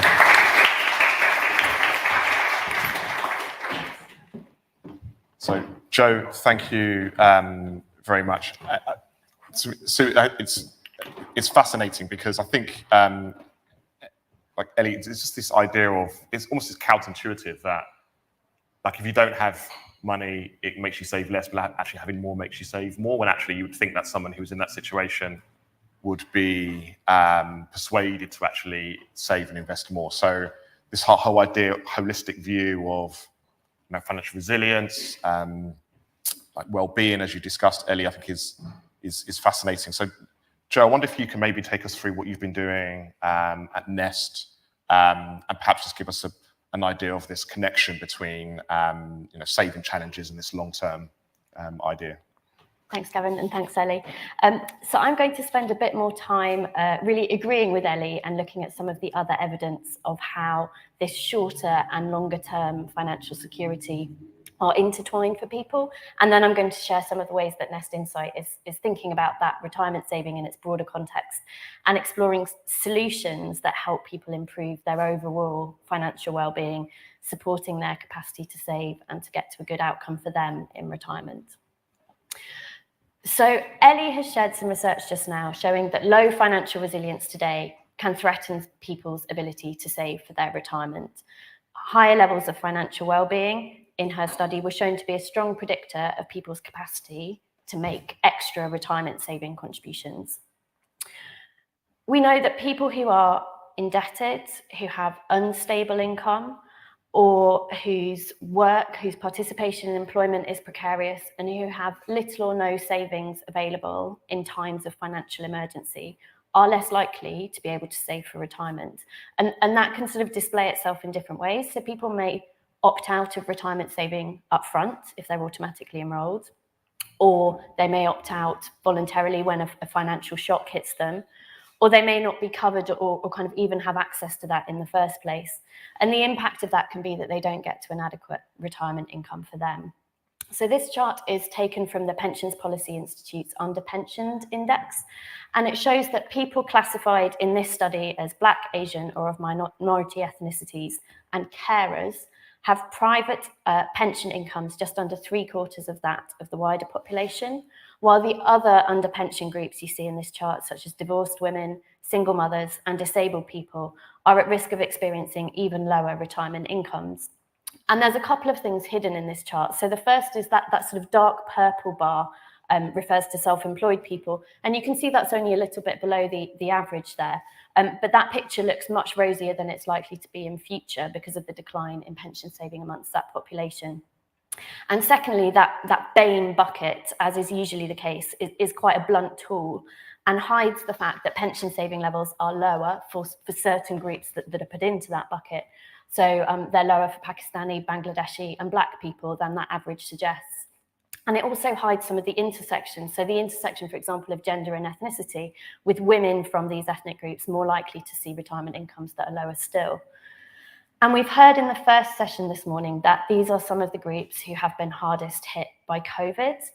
And this picture is likely to have got worse when you overlay those uneven impacts of the pandemic and the deferred impacts that we talked about earlier that perhaps we haven't even seen yet. People in already underpensioned groups are more likely to be struggling now with low financial resilience and possibly unable to save for their retirement. And unless they can be supported to shore up their financial well-being today, their future financial well-being picture will also suffer. And then low financial resilience in working age life can also go on to devalue pension saving. So in the US, where pension saving is accessible at times of hardship, there's clear evidence emerging that those who didn't have a savings buffer in place were more likely to access their retirement saving early during the COVID crisis. And whilst we don't have that set up in the UK, where our pension saving is locked up for longer, there are some signs, and we've talked about some of it this morning, that there was an increase in people over 55 taking out all or part of their pension as a lump sum during COVID. And we also know that that's only part of the story. So in our COVID impact survey, we asked people whether they had used other non-pension saving that was earmarked for retirement during COVID, and you know, some of them had. It's also really key to face into the fact that what retirement saving means in reality depends on the financial state you reach retirement in. So clearly, if you have an £100,000 pension pot, that's going to deliver a very different retirement to a homeowner with other savings than it does to an indebted renter. The recent article here on the bottom from Hannah Fern in The Independent exposes, I think, an industry blind spot on this. She is astonished that the PLSA's retirement living standards don't include housing costs in their assessment of what income will be needed to reach a minimum standard of living. So she says, something feels very wrong, and it is. Dig down into how these estimates account for housing costs, and the folly is exposed. The assumption built into these retirement projections is that by the time you're ready to wrap up work, housing costs in the form of a mortgage on an owner-occupied property will have been reduced to zero. That reality is already, today as I write, past its use-by date. The idea that housing costs will ever be zero, she sort of talks about for people like me, is laughable. With fewer people in each successive generation reaching retirement as homeowners, I think there are some questions around whether some of the assumptions that we've built into everything from replacement ratios to default settings on pensions calculators still make sense for people. Too often, as Gavin sort of talked about up front, the pension saver our industry has in mind when designing solutions may be far removed from the realities of some people's lives with these complex and conflicting financial priorities. Historically, we've thought about retirement income adequacy as pensions, but I think Ellie's research and some of the other evidence suggests that we need to think about it more holistically, considering the whole household balance sheet. That means both the other areas of people's financial lives and I think also the other people in the household. And that means that saving more might not always be the lever to pull to improve people's outcomes. It may not be the best thing for everyone to do. We can't just focus on pension contributions and the need for them to be higher for everyone. And there are ways that we could look and we could innovate more broadly. I think really excitingly, we see in our work and with in the conversations we have, and some of those are with the wonderful people in this room who are working with us on these issues, there is an awareness of this interconnectedness and a widening of people's outlook in places. So this is a quotation from a FTSE 100 pension director talking at an HR and benefits conference recently. Increasingly, we are realizing that successful and sufficient long-term saving actually starts in the short term. At Nest Insight, we've been working on that link between short and long-term saving for a while in our sidecar savings trial. It's quite difficult to pitch this. Some people in this room have been working with us on the sidecar savings trial for years, and to other people I know it may be a newer idea. So forgive me while I do a recap if all this is familiar to you. We know that traditional financial products have typically been designed around single financial functions. So you get a product to borrow or to save or to pay or to invest or to insure yourself. The sidecar savings idea is an example of a hybrid financial product, which aims to start to address that problem of there being lots of financial needs and priorities that people face, and to bring two financial needs together in one savings solution. So in the trial, we're asking, what if you only had to take one step to improve both your short and long-term financial well-being? The idea of sidecar savings was proposed by a group of US academics who we're really delighted to be working with to overcome some of the behavioural barriers to saving. The version of the idea we're piloting in Nest Insight's trial is called JARS. It's provided by Salary Finance with the savings account provided by Yorkshire Building Society. We've got some wonderful employers working with us who have made JARS available to some or all of their employees: BT, ITV, Step Change, Timpson and University of Glasgow. And for those of you who aren't aware, JARS links emergency and retirement savings in a simple payroll saving design. So the saver sets an amount to save per pay period, and they also set a savings target. And then their savings are just made every time they're paid automatically. They first make those savings into a liquid emergency savings account.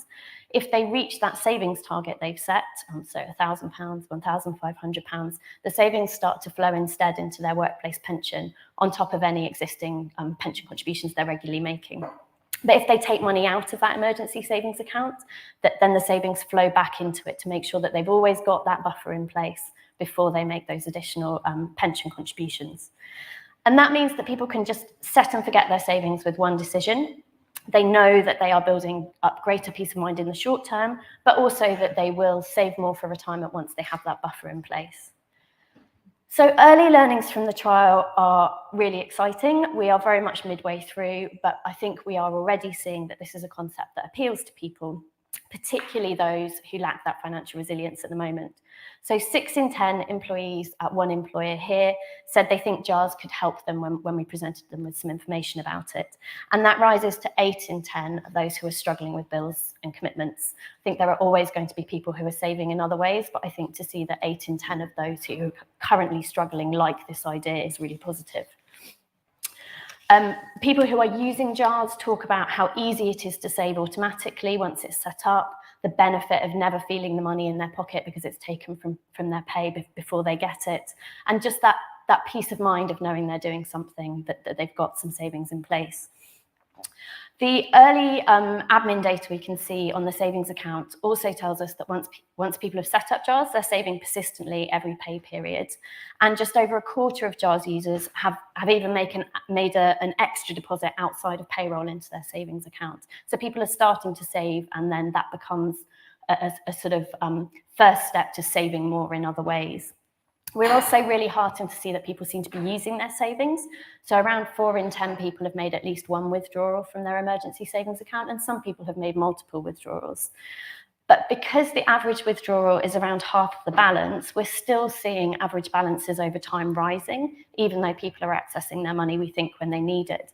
So that means that over time, JARS users will automatically start to save more for retirement on top of their regular workplace pension contributions, but only when they've got that savings buffer in place.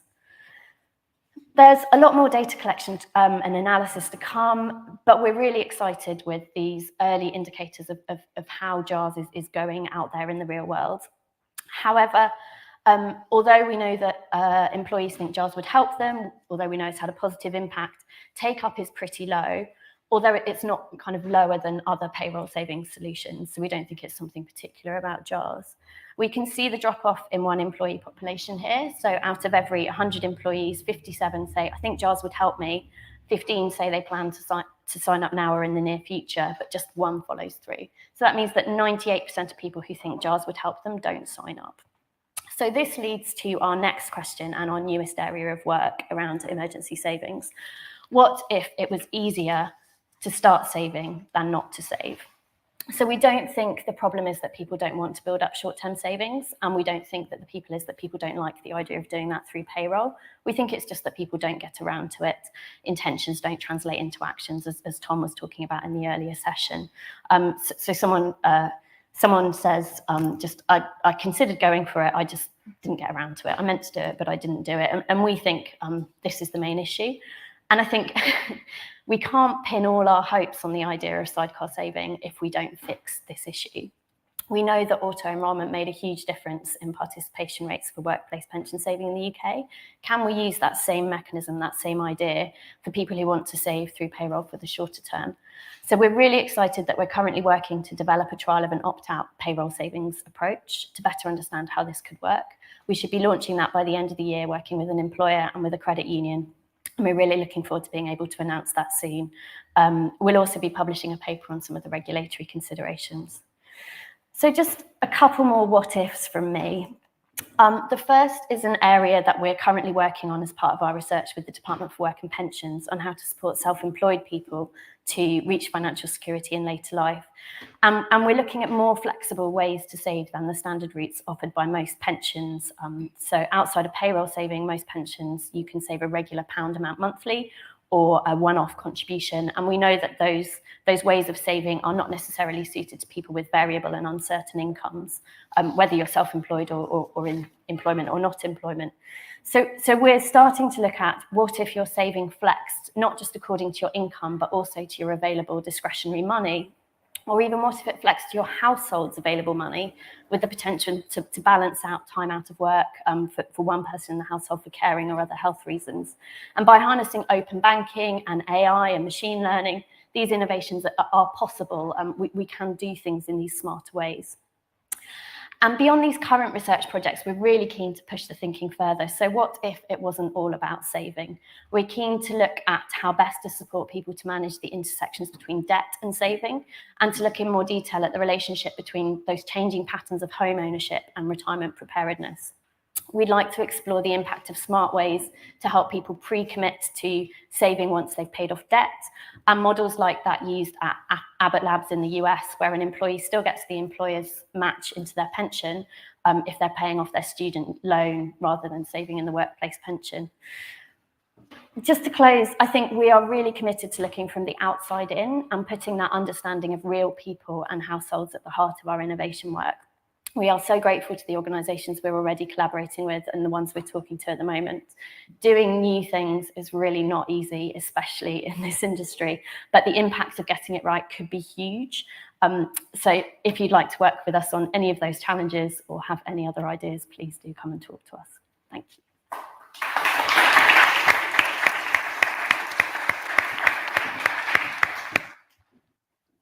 Joe, thank you very much. And I mean, a few things leap out straight away.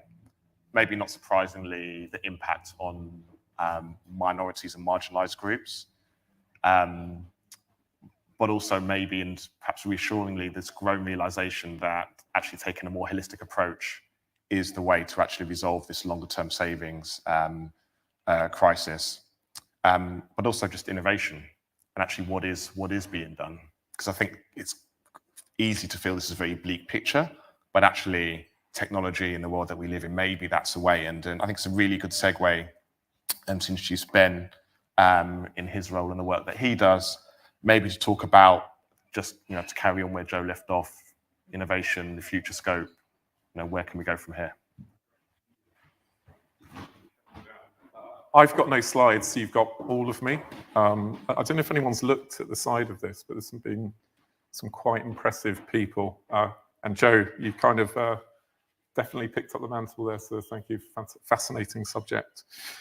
So yeah, I guess I'm just giving a bit of background, I've worked largely in retail banking and more recently in life products, so insurance, reinsurance, across Bermuda, Australia, and US.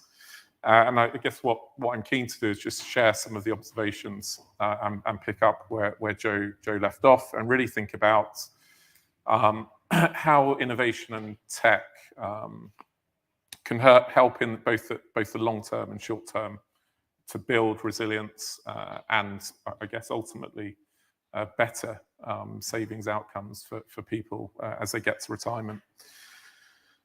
I probably think about, well, as we started to think about this, really think about it from both an evolutionary and revolutionary perspective. And I'll focus firstly on the evolutionary because it's probably less controversial.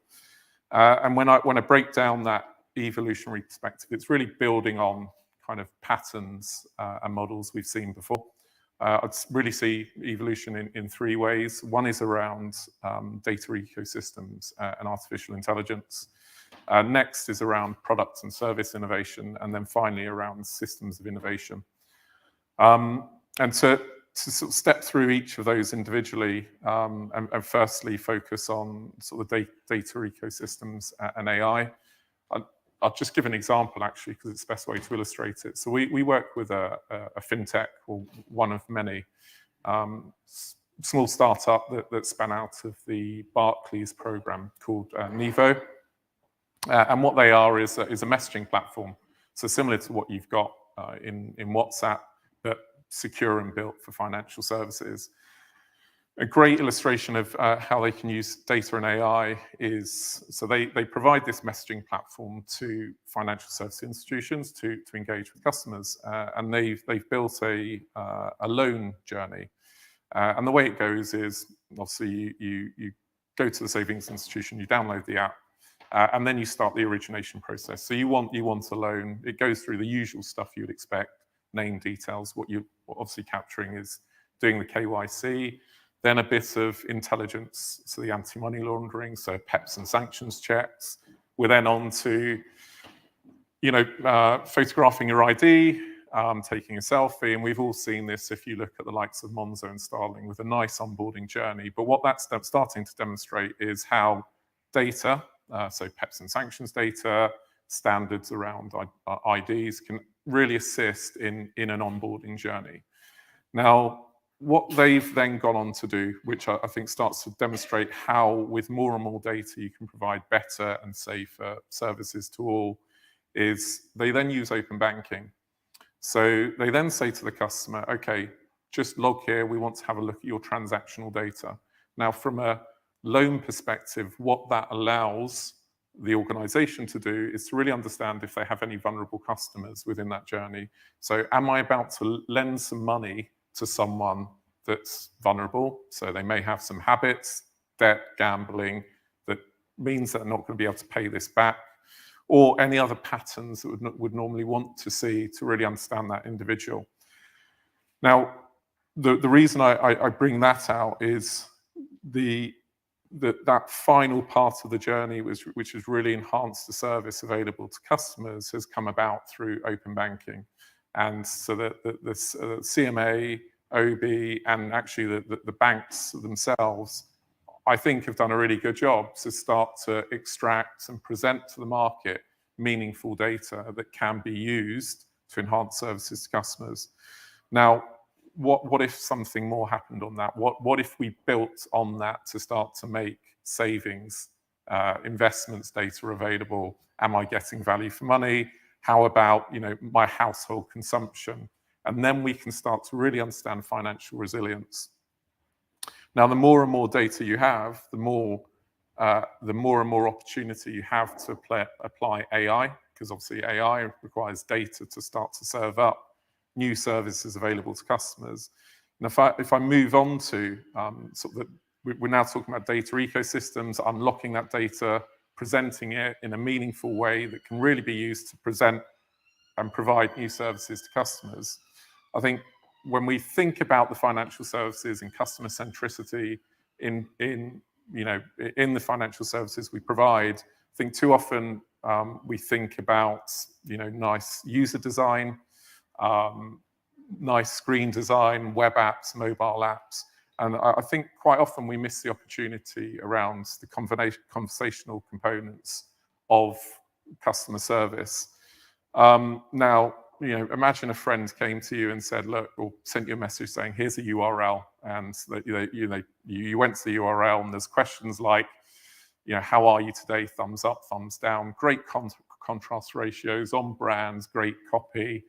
Next question was, what have you done today? Went to work, multiple selects.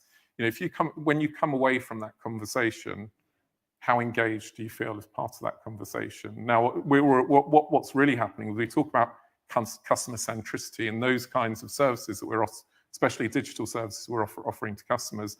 But what's really happening is that the customer's fitting the process you designed. There may be multiple ones, but we're not really putting the customer at the center. And the reason I talk about this is I think there is that huge opportunity around AI, chatbots, conversational-based services.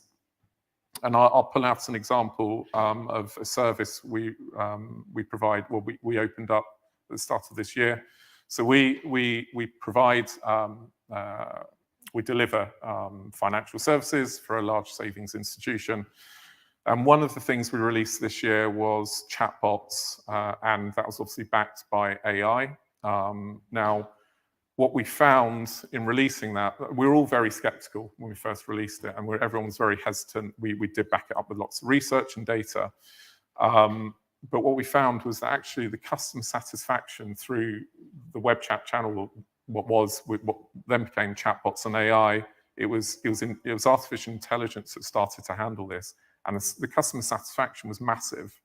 Now, what I found really fascinating was for the same answer, customers could ask questions in multiple ways, so very different ways a customer could ask a question.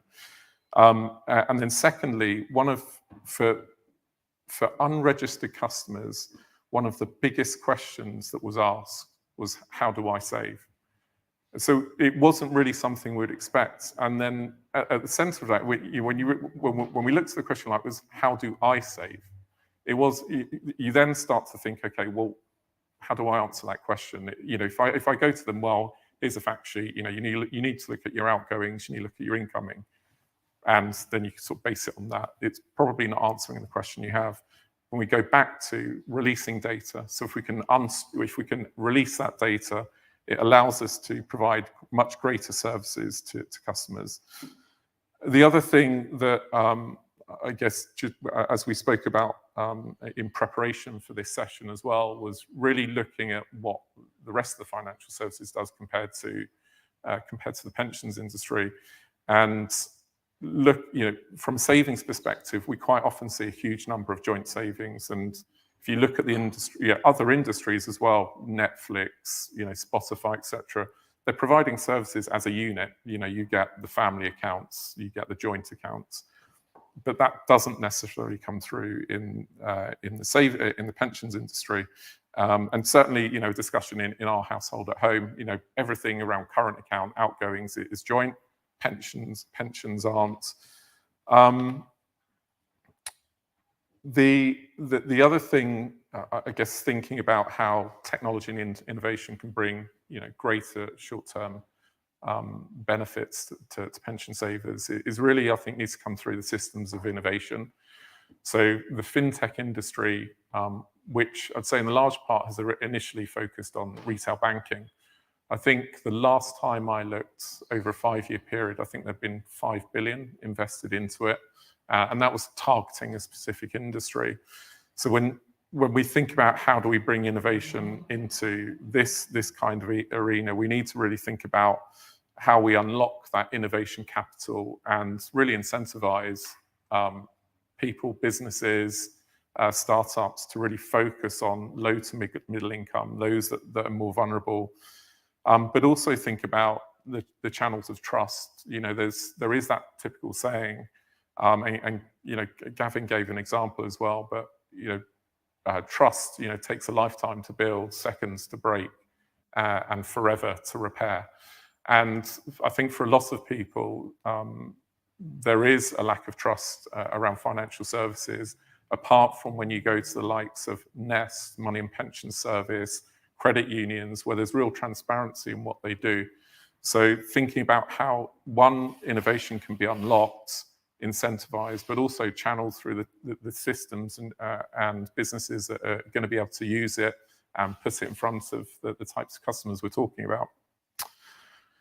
So that's how I would think about evolution, and evolution on current services and patterns that we've seen, largely around unlocking data, being able to use that data to make use of AI, to be able to provide new services, new products, and then really driving innovation through incentivization, through channels of trust that are already established.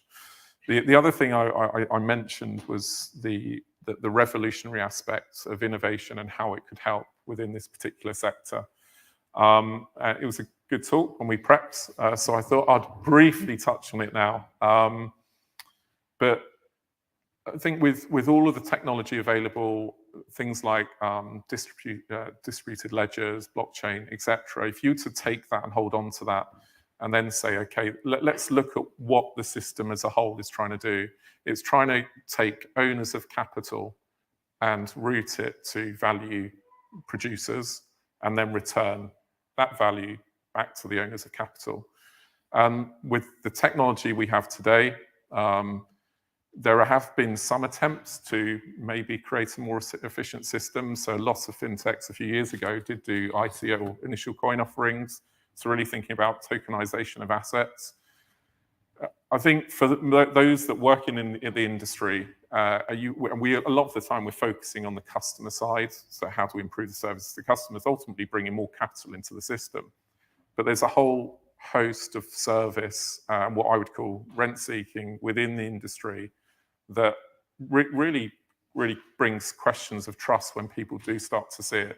So it feels like sometimes that a lot of technologies have been applied to do what has always been the system, but do it quicker, rather than say, do we actually need this? You know, can we better unlock the tokenization of assets and the value, the return of value to those of owners of capital? And open question, I think, more than a definitive opinion. But if you were to take that perspective, forget about the inherent and systemic aspects of our financial system. Do we think we'd end up with the likes of settlement, custodianship, if you made best use of the likes of tokenized assets, central bank digital currencies, and so on, open data and networks and AI? Open question. But that's my perspective. Back over to you, Gavin. Thank you very much, Ben. Thank you.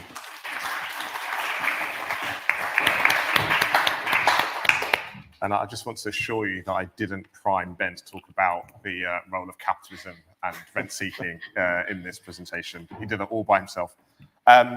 So we will go to the audience for questions, and obviously those who are listening online, please do pose, and Michelle will read them out. It's very interesting, Ellie, Joe, Ben, hearing your discussions, because there is a clear thread running through like everything. The first is, Ellie, just challenging how we actually think about the saver and this idea of resilience. Joe, just like how some communities have been left behind, and then again for both of you, just innovation and how that resolves things. Yet none of this is new. Let's be honest. We are having this discussion, but this has been in existence for a very, very long period of time.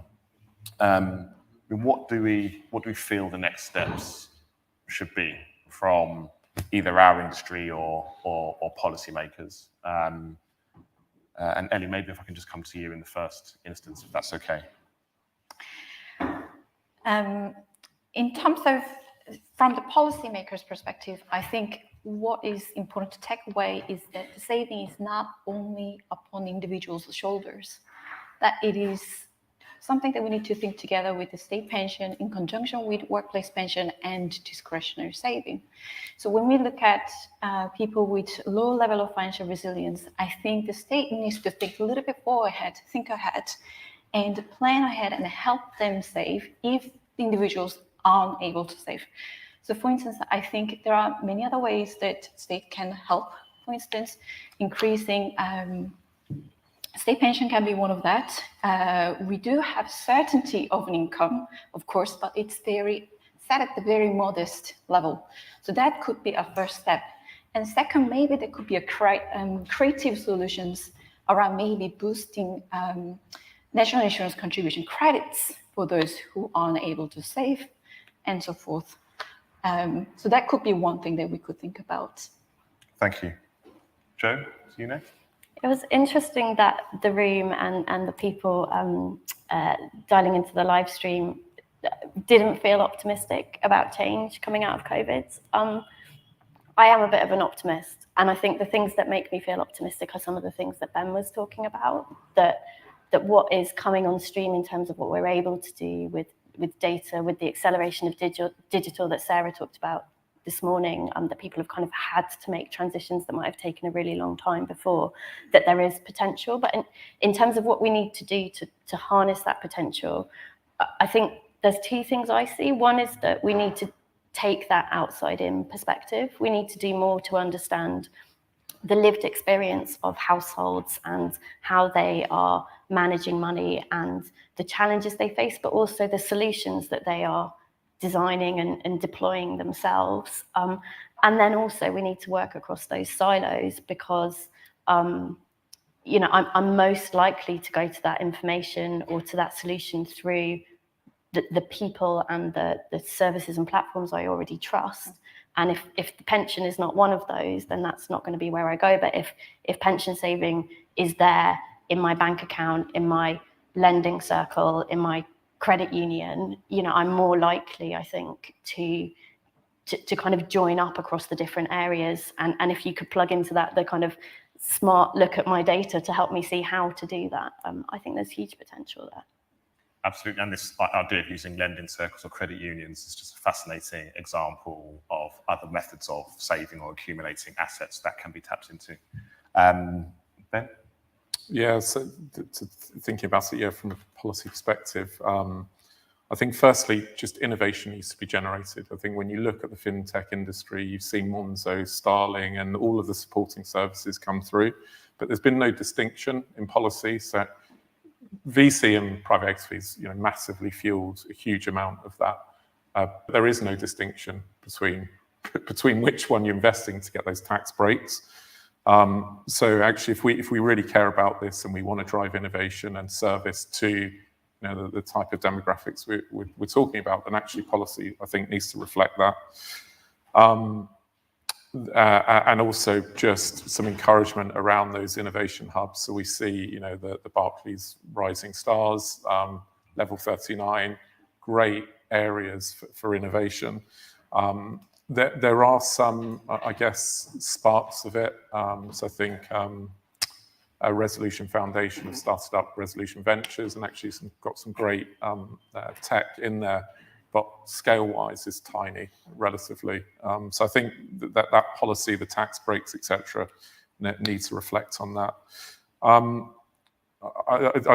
want to pick up on Joe's point because she spoke about, you know, being more optimistic about the industry, and I think I'd say the same. So I think one of the things we started to see is obviously a ramp up in ESG investments. Now, you know, some of us may question the underpinning data, but what is showing is from a consumer perspective, people are thinking more values-based than necessarily value. And part of that for a lot of people is, one, sustainability, the future of our, you know, future of our environment, future of our worlds, but also just wealth distribution and making it a fairer world for all. And actually, if that's the future of our economy, and if, you know, how we measure success and growth is through sustainability, then the types of things we're talking about, not leaving anyone behind in that future, I think is quite important. And yeah, just back to the point around the CMA, I think really hammered down on getting current account data out of the system. The industry and trade bodies have spoken about open data, but where's it gone? You know, it's when you go and talk to trade bodies and people in the industry, oh, it's all a bit too difficult. But actually, they're all looking at their solvency. They're all working out how far ahead the solvency ratio they are and what they can return to shareholders. So if you can distill what is a complex product down into a single number, I don't see why you can't, you know, put some structure and meaningfulness around, you know, what is offered as a product and open it up so we know who's performing well and who's not, and how we get better value out of the system as well. Right. Thank you. One could conclude the industry is ripe for disruption. It's one conclusion we could draw. So we'll just go to the audience for some questions. We'll try to take one from the live stream as well. But anyone here? Yeah, I'll do that first. Actually, it's a question from earlier today, which was, what do you think is the role of financial education in unlocking short and long-term financial security? And I would add to that, which I get to do because I have the microphone, what's the role for technology in unlocking some of that potential? Who wants to take that one? I'm happy to start. I think there's a lot of evidence that education doesn't make as much difference as we would like it to make. But I think what is interesting to me is when you can overlay that around behavioural support.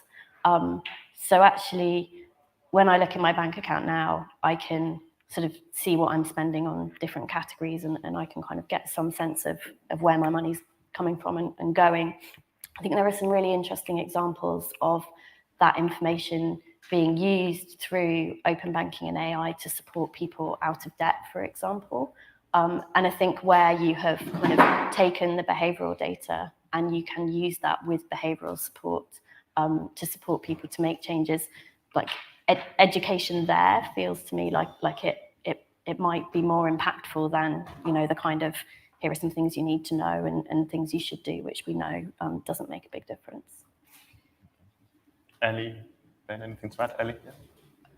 I'd like to add one quick point. Yes, indeed, academic studies show that education is defined very narrowly of transmitting knowledge one from another. Doesn't really make huge difference in terms of behavioral outcomes.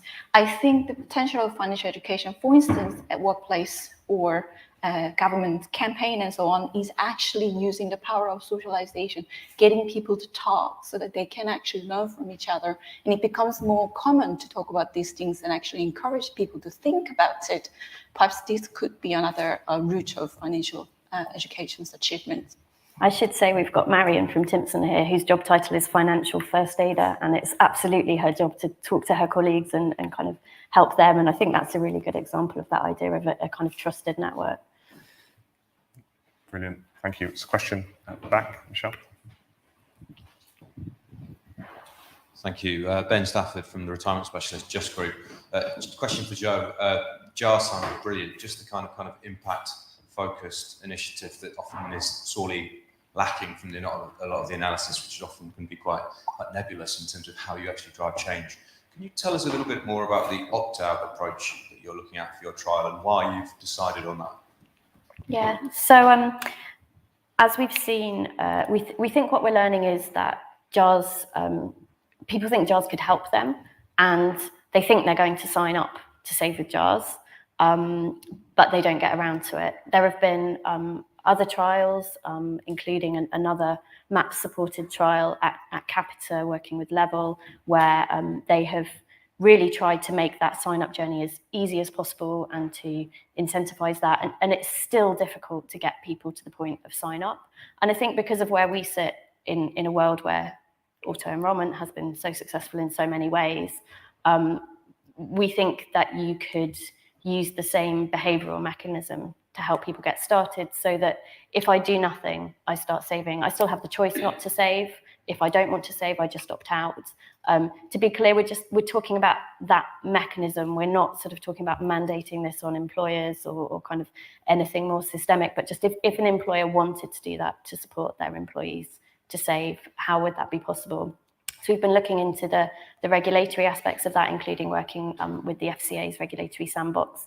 And we've been working with an employer and a credit union The trial that we will start with is a trial with new joiners to an employer, so that at the point where they join the company, this is a new thing, and they will have the chance to opt out. But if they don't, they will start saving a default amount, which they can change from what's likely to be their second or their third pay packet. And the main thing we're looking to understand there is just what does that do to participation rates? You know, when people have the choice, but the way of exercising that choice is flipped, the default is flipped. What does that do? Do we see more people participating, and kind of to what extent? Excellent. You put in an envelope yet what you think the rate number of people going into jars might be in this trial. I think that's a great plan, Ben. I think everyone should put in an envelope what they think the participation rates will be, and we'll give a prize to the winner. Okay. Last question. Sorry. Just final question. From Reddington. So we've got a massive government-led digital innovation program in pensions at the moment with the dashboard program. Be interested in the panel's views on what impact that might have on the industry. Anyone have any thoughts? Ben, do you want to go? I can go first. I think from a customer engagement perspective, you're probably best to comment because you know how customers respond to pensions. I think sort of picking up on the lead from banking. I think I remember when it first came out, we all spoke about what the opportunity was going to be in these marginal gains of interest in current accounts that people were going to suddenly switch, and it never really happened. But what it has done is it has offered the opportunity, as you know, as a case example I gave, of being able to understand spending data. So actually, the values come in. So actually, I think Monzo. There's a great stat that says the best way to make most use of your money is to look at your bank account every day and to switch your utility provider. Just common fact, because you're overpaying, and actually looking at it every day drives certain behaviours. And Monzo have really buttoned down on trying to provide that because you can switch your provider. Now, I think you've got more and more services that have gone on the back of using your spend patterns and data to look for opportunities on where you can save. So I guess my view would be presenting people with pension data is unlikely to be, you know, being able to do some comparators is going to be probably not the first use case that's going to generate value. I think you'll start to see, as long as you can unlock that data and offer alternative opportunities that innovators are probably going to discover rather than other people. I guess that's what my view would be. Secondly, it needs to happen across the industry. It can't be an opt-in. Great, thank you very much, Ben. And we are very short in time now. So can I just ask? We have obviously academics, industry representatives, policymakers, either in the audience or listening. Just maybe 30 seconds from each of you. You know, if we are going to overcome this challenge, what key message would you leave the audience with? And maybe Ellie, if I can start with you. I think when we come to think about linking short-term saving to long-term saving, retirement saving, I think the most important thing for individuals to think about is the possibility that it's there, that we need to recognize, okay, even if we can't think about it now immediately to put into an action, perhaps the government and the workplace needs to work towards putting something aside for the people who can't actually save right now, so that they can always have this in mind that, yes, I am doing something towards my future. I think that's an important point, because the awareness perhaps is the what changes when they can then in the future can save, can actually put that into an action. Excellent. Jo, what message? Work across silos, look from the outside in, harness the power of technology, but couple that with real understanding of human beings and how they're going to use it. And Ben? Yeah, so firstly, need to unlock data. need to make all data available. Fascinating topic from Joe. My immediate question is, what about tax? So actually the tax data are available. It's the periphery data as well around data ecosystems, AI, incentivizing innovation in the channels we're looking at and the distribution through trust channels and networks. And finally, we shouldn't walk past about the stuff we don't normally talk about, which is where a lot of the rent seeking takes place in the industry. Excellent, great. Please thank my panelists in the usual way. Thank you.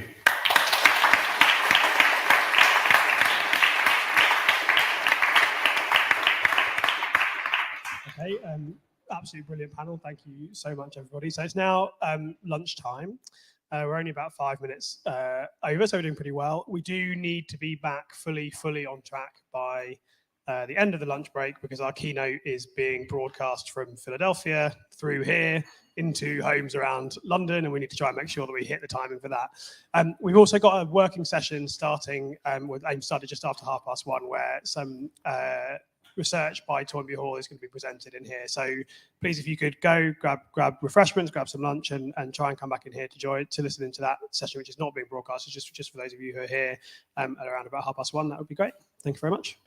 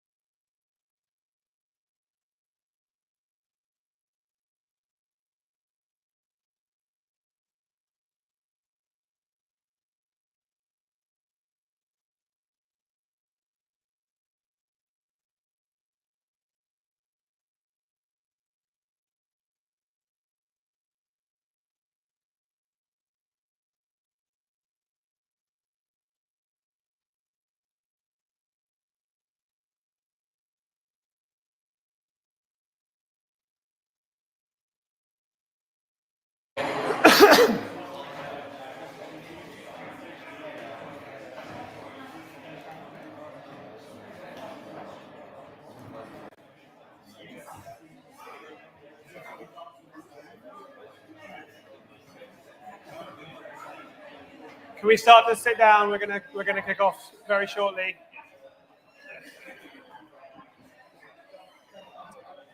People would stop driving sirens past. That would also be fine.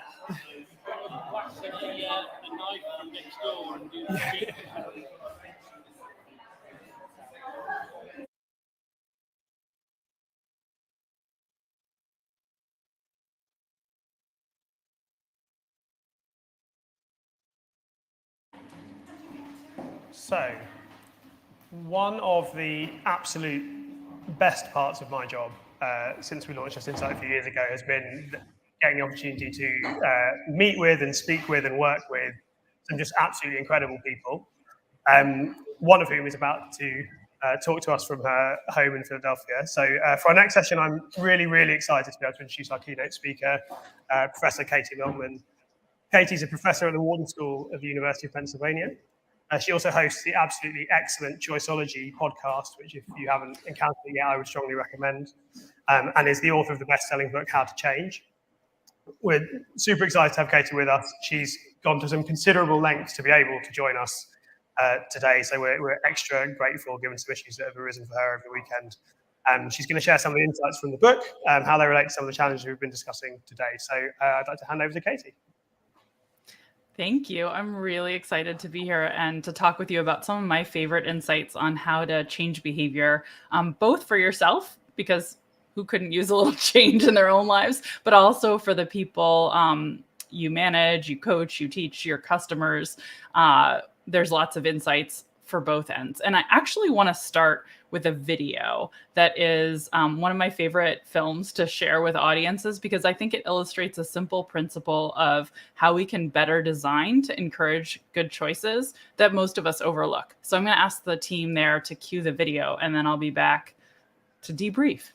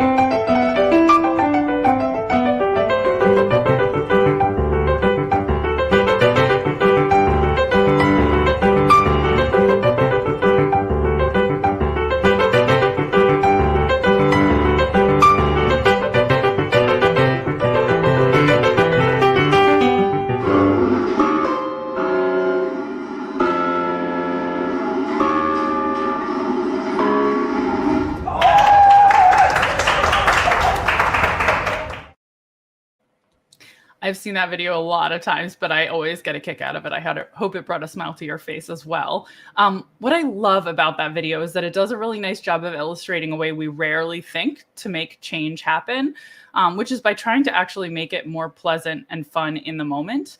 And one of the most pernicious barriers to change, research shows, is present bias, particularly in the savings domain. This is a beast, right? The tendency to overweight instant gratification and undervalue the long-term rewards of our decisions.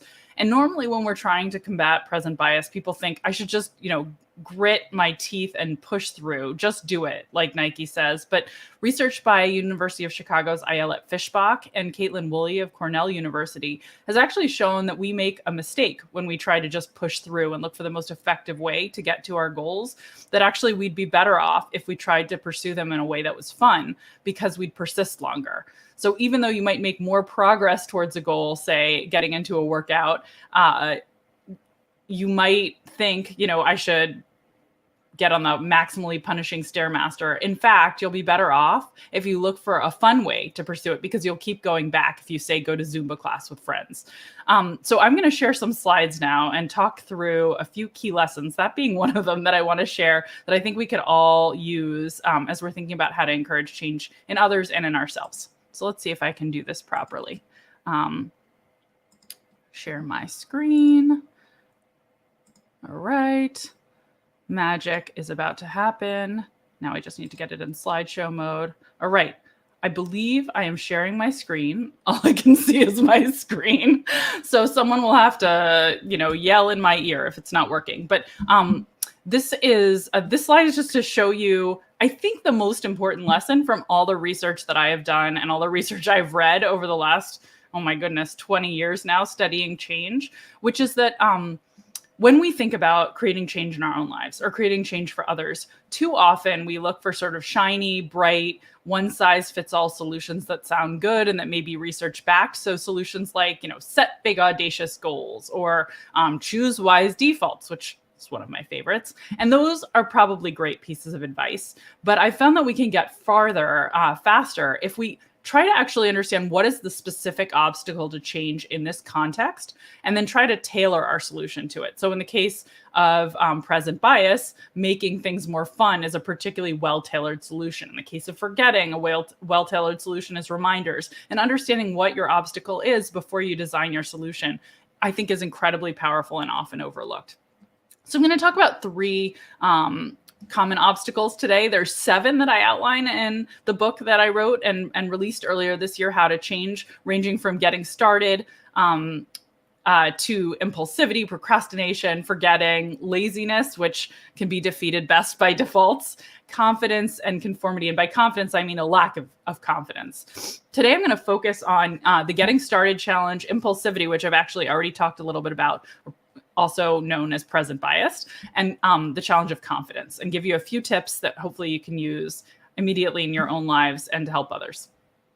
Okay, to overcome impulsivity, my favorite insight is that we learn from Mary Poppins. I've already talked about this. It's so important to actually use a spoonful of sugar to make the medicine go down, but it's not what we typically think to do. So I want to tell you about one specific way that I have actually studied the Mary Poppins solution and one tactic I have used. I'm going to talk about it in the context of exercise, even though this is a conference about savings, but I think you'll be able to see ways to apply this to financial decision making. I certainly do.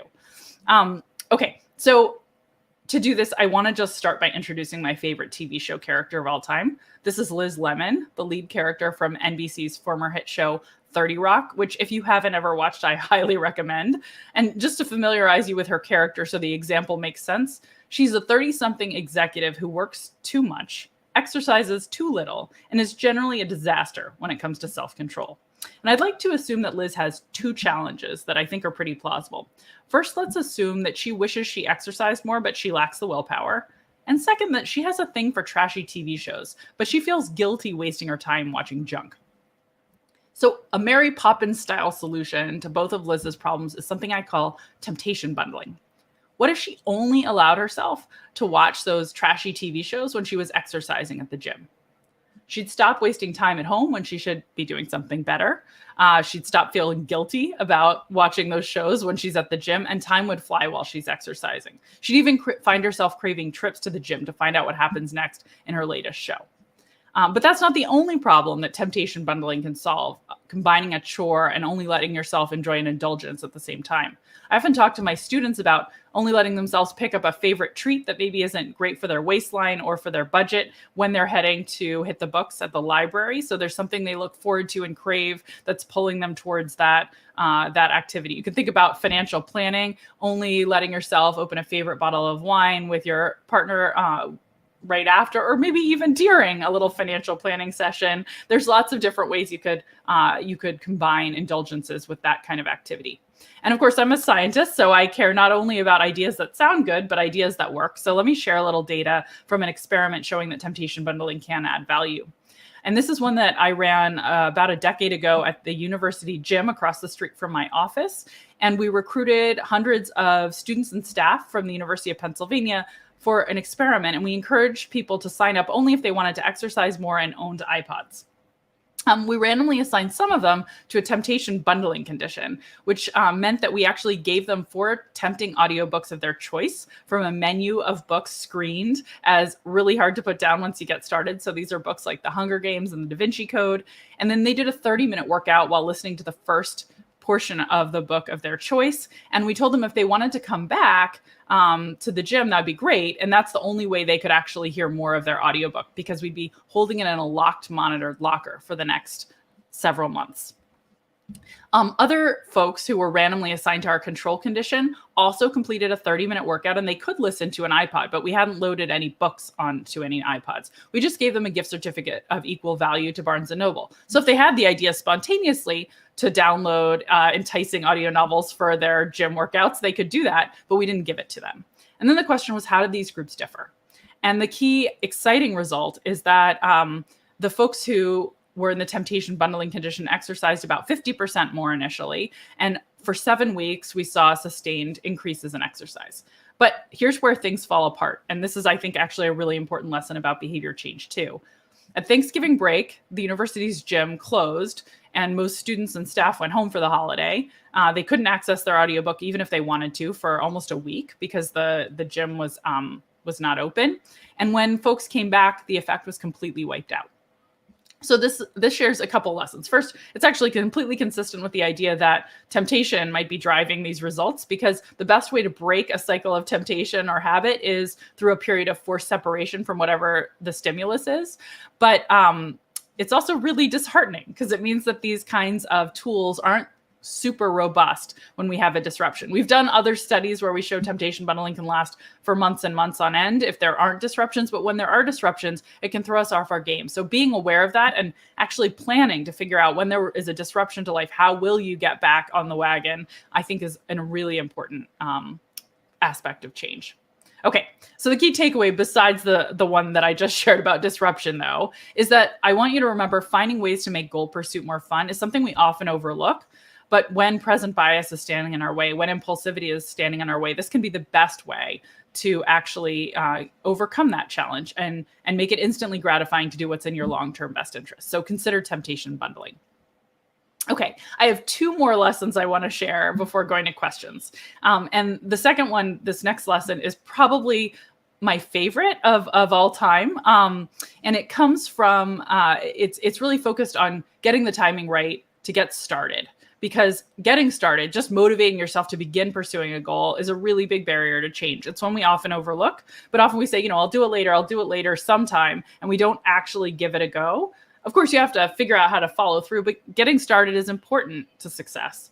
And I got an amazing question about 10 years ago when I was literally presenting some of my work on temptation bundling to executives at Google. And the question was, okay, Katie, we're completely convinced that we should be using tools like this and nudges in order to encourage more health and wellness, more retirement savings, more productivity in our employees. But is there some ideal time to offer up programming that might help our employees improve their outcomes? And I thought it was such a great question, because I really hadn't seen attention to this question of timing in the academic literature. And it immediately got me thinking about what is the best timing? When are we most motivated to change? And if you're thinking about that question, you probably have an immediate answer popping into mind, which came to mind for me, which was, well, we know that New Year's is a really popular time for people to pursue their goals. And I wonder what's going on with that and whether or not there's something deeper and broader there.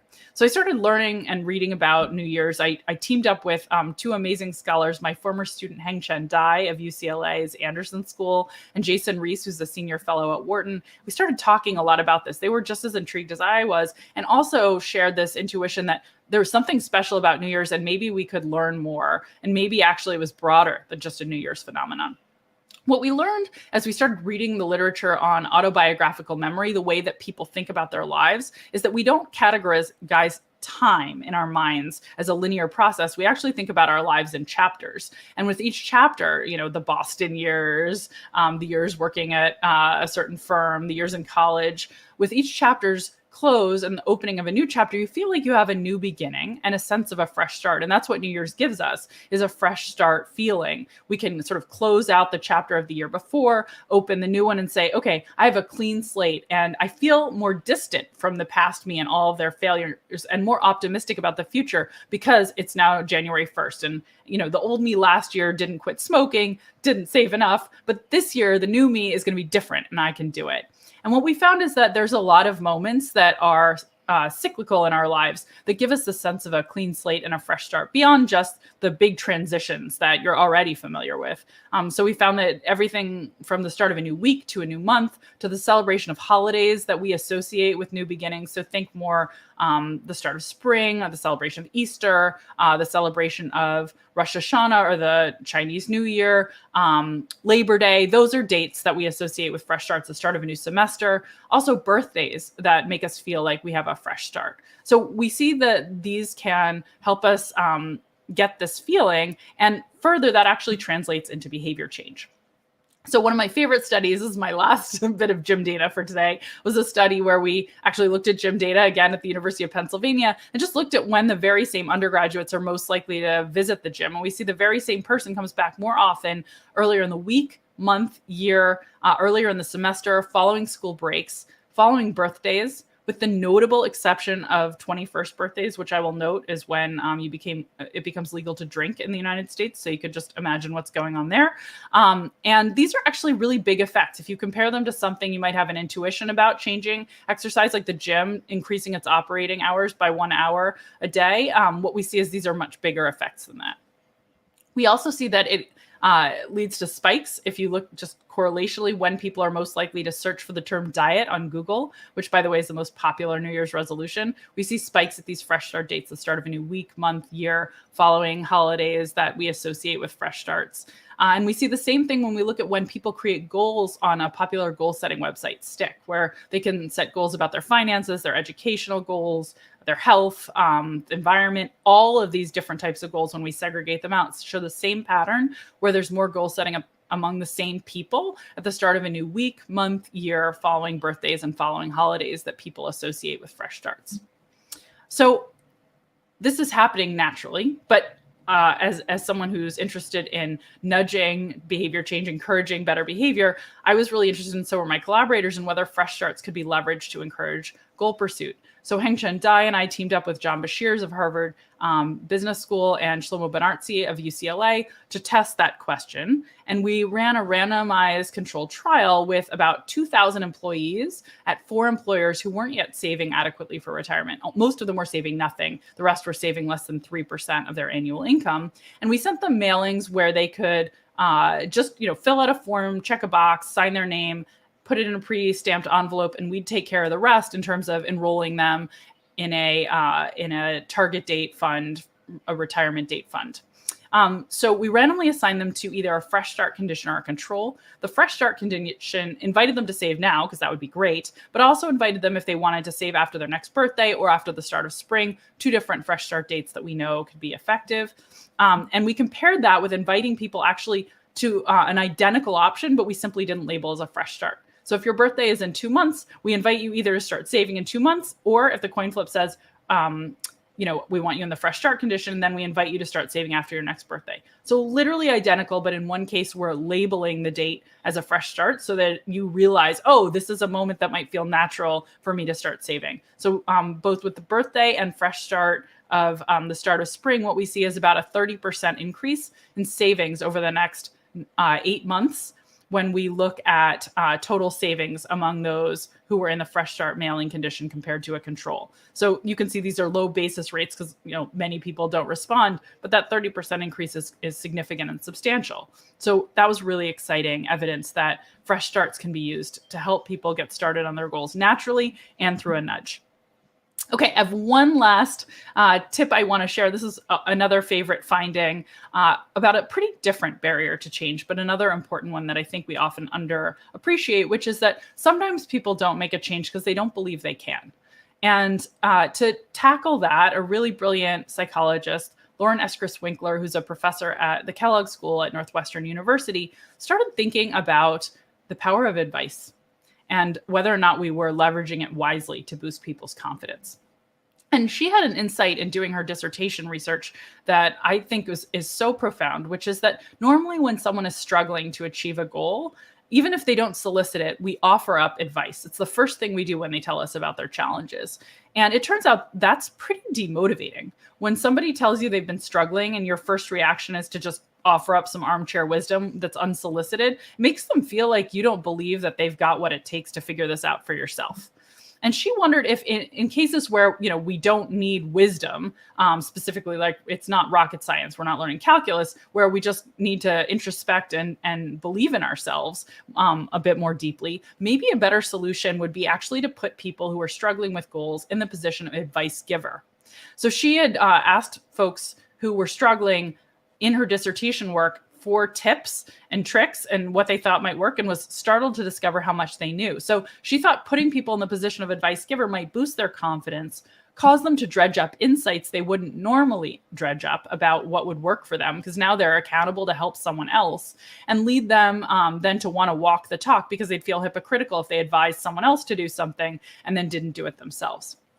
So Lauren has actually found now in many different studies that putting people who are struggling to achieve their goals in the position of advice giver helps them achieve more, because it boosts their confidence and helps them increase their motivation. But I got to be involved in one of her studies, and I want to share that with you. And it involved high school students, putting high school students in that position of mentoring. And it was a really minimal intervention. It's going to have small effects, but robust ones. And I think it's pretty exciting. So I wanted to share that today.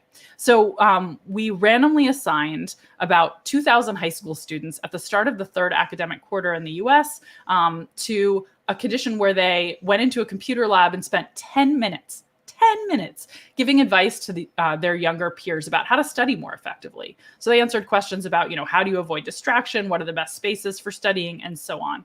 And another group was randomly assigned to a control condition. And then we simply looked at those students' performance in the third quarter, the next quarter of the academic year, in the class they told us they wanted to improve in the most, and in math. And this is all pre-registered. We said in advance what we'd look at, and then we looked at exactly what we said we would.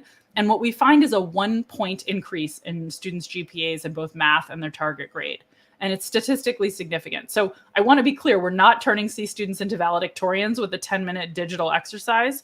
And if we were, I would be very concerned about how that is even possible. But we are producing a robust and significant 1-point increase with just this 10-minute intervention. So if you think about that, I think it shows huge potential promise, especially if we consider doing even more involved activities. So the takeaway there is that being a mentor can help you, and putting someone else in the position of advice giver can be helpful to them.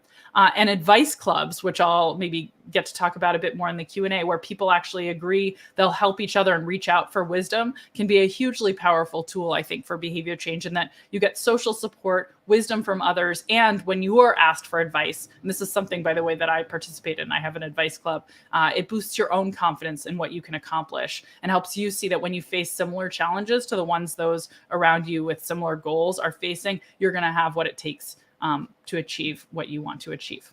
So let me wrap up with just the sort of key takeaway I hope to leave you with, which is that when we think about creating change in our own lives or in other people's lives, the most powerful thing I think we can do is start by understanding what are the obstacles, and then tailoring the solutions we use, and hopefully drawing from the best scientific research out there to use solutions that are suited to the obstacles that are in the path. So if it comes to getting started, if that's the barrier, then we can capitalize on fresh starts.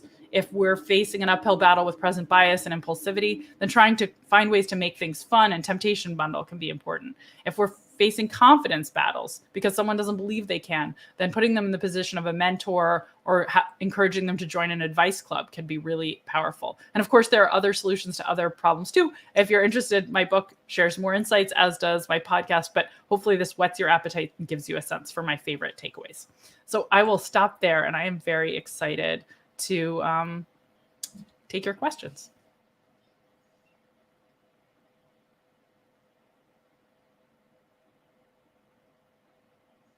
Insight. So we're going to throw open to questions. I'm going to kick off with one, chair's prerogative again. So Katie, when we were chatting about the session, I was saying a couple of years back we had David Laibson join us for this event, and he was talking about the problem of kind of spillovers and rebounds and nudges gone wrong. And I know that's something you've looked at as well, including in the retirement space. I just wondered if there's anything you could share in terms of your research around that issue.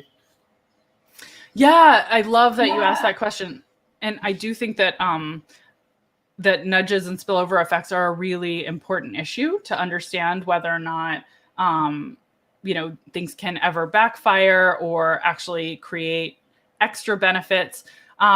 In my research, we haven't seen negative spillover effects, but we also haven't spent a huge amount of time looking for them. One of my favorite studies that I saw recently, actually was just circulated last week by a talented, I'm embarrassed that I'm not thinking of her name, a talented Israeli economist, looked specifically at whether or not when you nudge one behavior in a suite of behaviors that people are attempting to achieve, that might actually take away attention from others. So say somebody's trying to both save more and exercise more, and you start encouraging them strongly and nudging them towards exercise. Might that reduce their attention to savings? And she does find that there is this attentional trade-off, that we can only focus on so many things at a time, and that it seems like nudging one thing counterbalances attention to another. I don't think that's specific to nudges, though. I just want to say, I think a lot of the things that we see and we go, oh no, this is a disaster.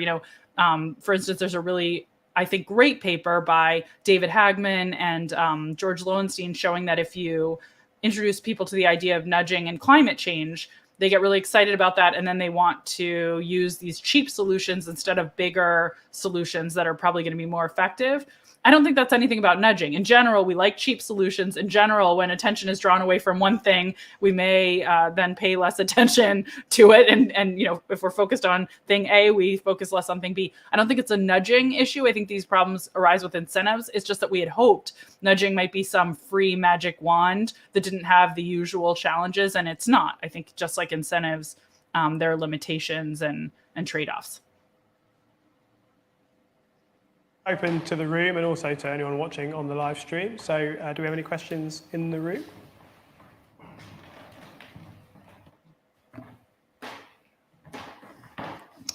And we've got some coming in from the stream, so I'll start with a couple of those, Katie, if that's okay. So are there risks with advice groups, i.e. where peer effects could be negative?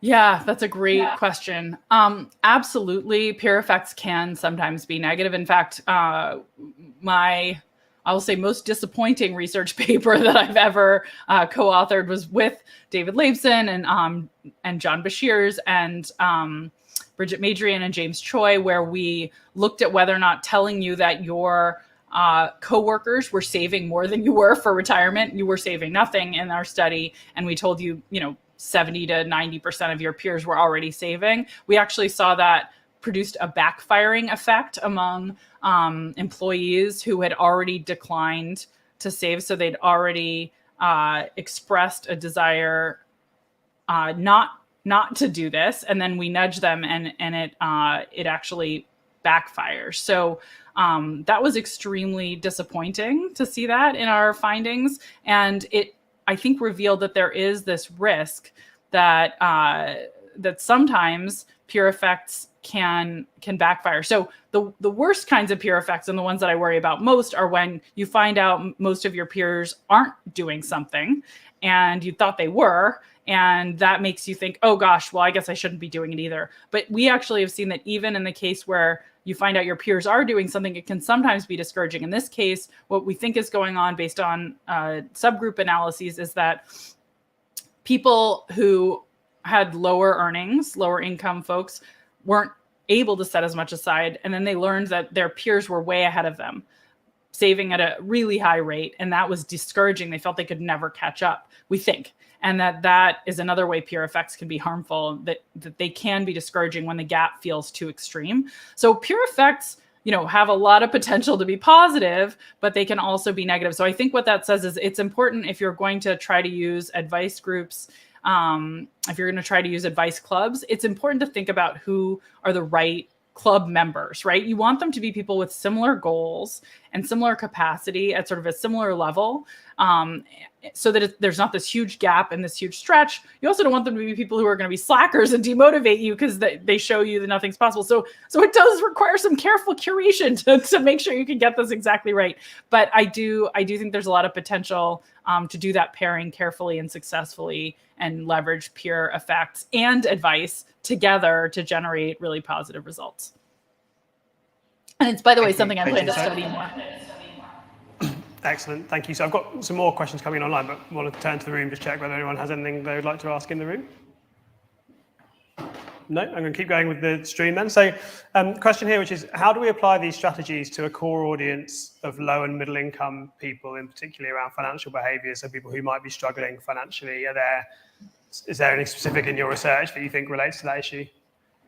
Yeah, I think that's a wonderful question. Actually, let me tell you about one of my very favorite insights that solves a problem, going back to the sort of solution problem matching that I think is common in that context, which is that it can feel really daunting, not just to begin, but I think the Fresh Start research is probably relevant to that particular population as well. But it can just feel like, if you think about, say, setting aside $150, 150 pounds a month, say, to just get started, that can feel, oh my gosh, that's a huge fraction of my income. How will I get by without that? That's like it's going to cut out something I really care about.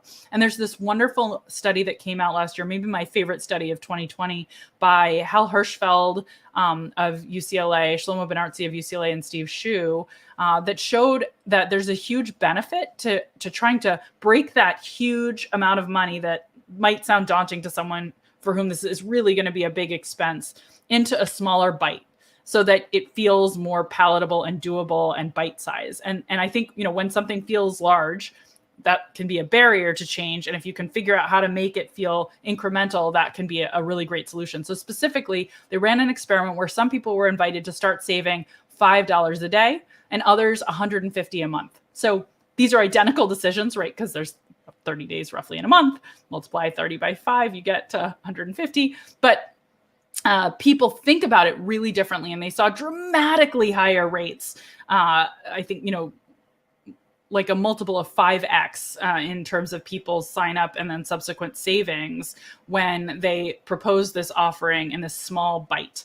And I found actually some similar results in other work around goals where, we were looking at volunteering in a study that was led by Anish Rai, my amazing PhD student, inviting people to volunteer. And they'd said they'd volunteer 200 hours a year for an organization. And we reminded them of that and encouraged them to make progress. And we either said that, remember to make progress, and it's 4 hours a week that you've committed to versus that 200 hours a year. And that 4 hours a week led to 10% more volunteering. So in all these different spaces where it might feel daunting for someone, trying to break that big goal down into bite-sized pieces is so important. And this is something Al Bandura of Stanford wrote about, decades ago, but really hard, strong evidence of how simple reframing tricks like this could be effective hasn't come out until the last couple of years. Thank you. So I've got a question here from one of the fintechs who we work with, which is, we found some consumers respond to guilty pleasure saving. So spending on a certain item and sweeping the same amount into a savings account at the same time. Is that something you've encountered, or do you have any thoughts on it? Yeah, that's really interesting. Like some sort of a guilt alleviation strategy. It's almost akin to temptation bundling, but like the chore is saving and the temptation is the indulgence, and you combine those two things and you feel less guilty about the indulgence and get the chore done. I think that's really, really interesting, and so it makes sense to me as sort of a mental accounting trick or a mental money laundering trick, which is something that UChicago's Alex Emis has studied that I find really interesting, that we, if we feel guilty about the source of money that's incoming, we try to spend it more in different ways. We want to spend it in more virtuous ways. And this feels like a kind of mental money laundering that people might be doing. So it seems very promising. I'd love to see experimental evidence, but I totally think that aligns with what we have seen in other domains. It's just a little bit of a different context. I'm going to eyes up for a minute. Oh yeah, we've got a question in the room at the back. Hi, Katie. I was wondering, you sort of mentioned the sort of fresh start idea and New Year's. If you encourage people to make change for a time period in the future, like New Year, do you see a reduction in the amount of people who act now in the present? And also, sort of related to that, what happens when? I mean, I'm imagining the answer is no, but what happens when you arrive at New Year? Do people then put it off to the start of spring or another milestone in the future? Yeah, those are great questions. So to answer the first one, we haven't seen any decrement in people engaging now. In the saving study I showed you, we see basically the same take up of the now option in regardless of whether we bundle it with a fresh start option, and then an increase in the take up of delay. So a net increase that results from same take up now, increased take up later. I should actually mention New Year's was one date that we tested and expected to work in that study that didn't, which was surprising to me. And it may be that one was already sort of on people's calendars, and so they already had thought about using it, or maybe it felt too manipulative. We saw huge benefits when we pooled the fresh start dates, which were New Year's, birthdays, and the start of spring. We tested all three, and 2 of the 3 were big enough that, doing our sort of pre-registered analysis, we still see a benefit. But I just wanted to flag that in that case, it was interesting that New Year's didn't pull people towards saving.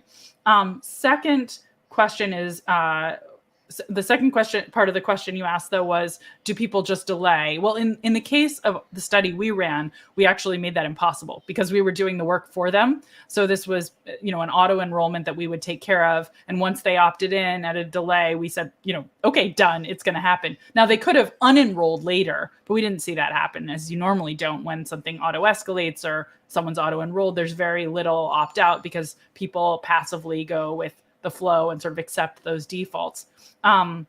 There could be, I guess, a situation where it's something you have to actively do, right? Like you say, oh, I'll sign up to start going to the gym in 3 months at New Year's. And then when New Year's rolls around and you have to actually show up instead of just, like being carried to the gym, which I guess would be the equivalent of having somebody else take care of the savings elections you've made for you, maybe you wouldn't show up. But we do see in general, if you, as I showed you in the other data, there are these huge spikes in activity, gym visits and so on at these fresh start dates. So it seems that people show up at those moments, that they do pursue their goals.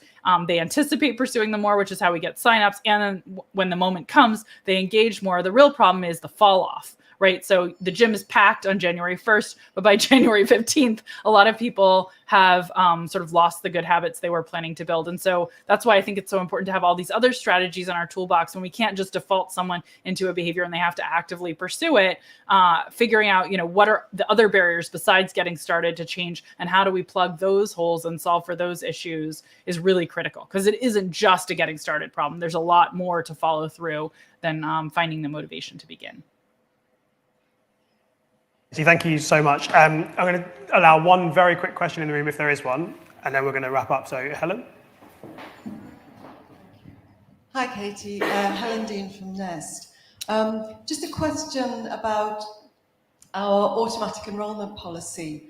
I was really interested in what you said about how if you break the habit, the gym was closed, it's very hard to get people started again.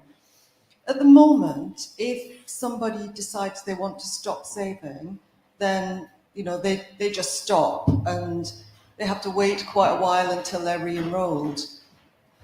I just wondered, given the research you've done, whether or not you believe it would work if we could give somebody an option to pause savings and then auto start. So I'm struggling at the moment. Can I pause for 3 months and then just auto start so I don't have to make that decision? I just wondered whether you think something like that might help.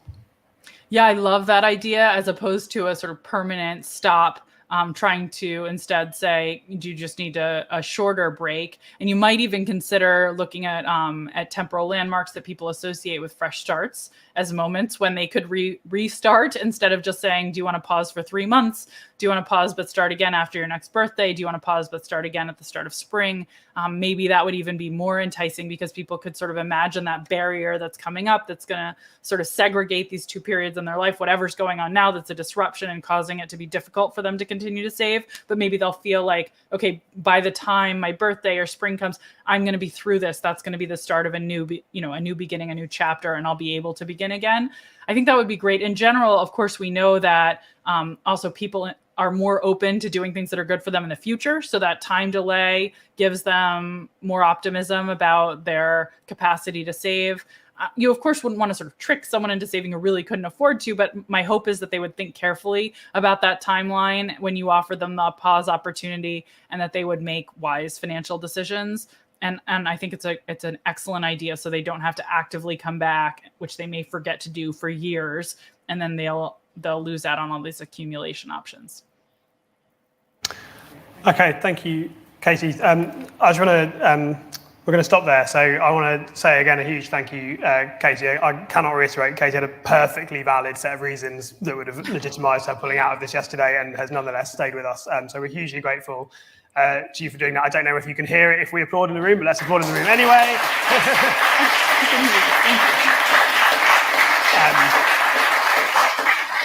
Thank you for having me. This was really fun, and good luck with the rest of the event. Great, thank you, Katie. Okay, so we've now got a short break, 20 minutes. Help yourself to coffee and refreshments next door. We'll be back for our final panel and some wrap-up conversations at 3 o'clock. Thank you.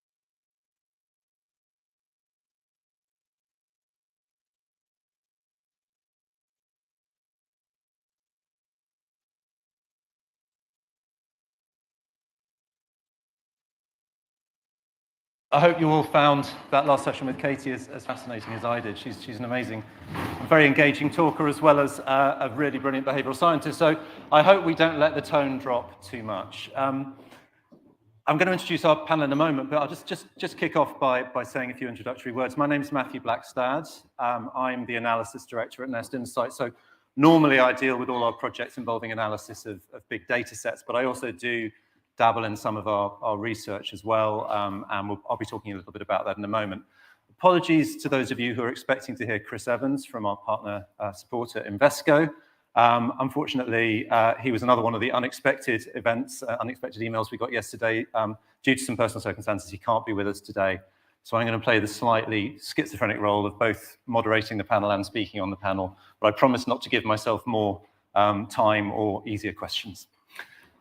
So just want to, as I say, to kick off a little bit, and I'm going to use my phone to read from because I have only just prepared this, but I thought I might sort of follow the pattern of this morning by starting with an anecdote, but rather than being about a taxi driver or about a friend, I don't know about any of you, but I haven't seen any human beings in the last 18 months, and it's really nice to be in a room with some now. So I'm actually going to tell a story about myself, and this literally happened to me during lockdown. I'm sure none of you will believe this, but I am approaching my 55th birthday in the near future. I know, thank you for that. I wasn't encouraging it, I promise. And I'm obviously a member of Nest. I have a pot with Nest, as you would expect. And some weeks ago, I received an email communication telling me to start thinking about when I might withdraw my pension. And now my job is literally working out how to make sure people sort of do the right things and prepare enough for their retirement. But I must confess, my initial reaction was, how dare you?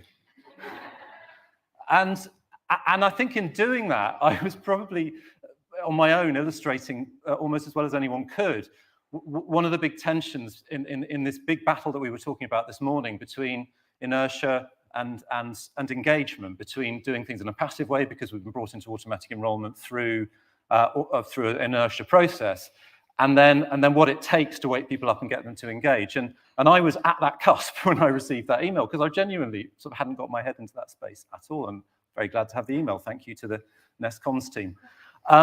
So we were talking earlier on about the fact that there is a potential kind of challenge in inertia. We have a policy, as we know. In fact, one of the two big policies of the last 20 years, really, in the pension space in this country is all about harnessing inertia to get people saving. And we've been talking a lot at this event and many of our previous events about how effective that is. But as we also, I guess, know in the industry, the other big change in the past few years has been the freedom and choice reforms, which have put people in a position where they can basically do what they want within limits with their defined contribution pot when they reach retirement age, and as I found with that email from age 55. And there is, and it's been observed a lot before, there is within those two big policy changes some tension, because what we're basically saying to people is we're going to rely on you just sort of following the natural path of least resistance to get you started on your savings process. We're going to nudge you by changing the default to making you save rather than not save. But then, you know, dial the clock forward maybe 40 years and you start approaching the time when you're going to have to take your pot out. We're then asking people to become very active consumers. And at the moment, I think it's fair to say we don't really know what needs to happen in between. So we're going to use that fact of a big choice to make at retirement, and hopefully, as we've pointed out earlier on, probably quite a lot of other choices people should be making quite a lot earlier in their life. In this panel, we're going to use that as the springboard to talk about where some form of more active engagement and getting people to wake up a little bit and think about their options might come in, and how that needs to work and how effective those sorts of interventions can be in the current environment. And to address those questions, we've got two very, very experienced and an expert panelist and myself, and we'll each be talking about a different piece of research that we think kind of looks at different aspects of that challenge. So in a moment, I'm going to ask our two panelists to speak. Dr. Priya Kambhatia is co-director of Health and Social Care at NatSen. She's got particular expertise in studying the needs of vulnerable groups and how to reach them through research. And Ellie Lugd is a senior advisor at the household finance team at the Behavioural Insights team. And as many of you may know, BIT have been working recently on Financial Capability Lab, which is a partnership with the Money and Pension Service, which has been looking at innovative behavioural interventions that we can try and introduce through the life course to get people to engage more with important aspects of finance like savings. So two very qualified speakers, and then I'll talk a little bit about some of the work that we've done with our partners, Invesco, looking at the same set of questions. But Priya, if I could ask you to kick us off, please.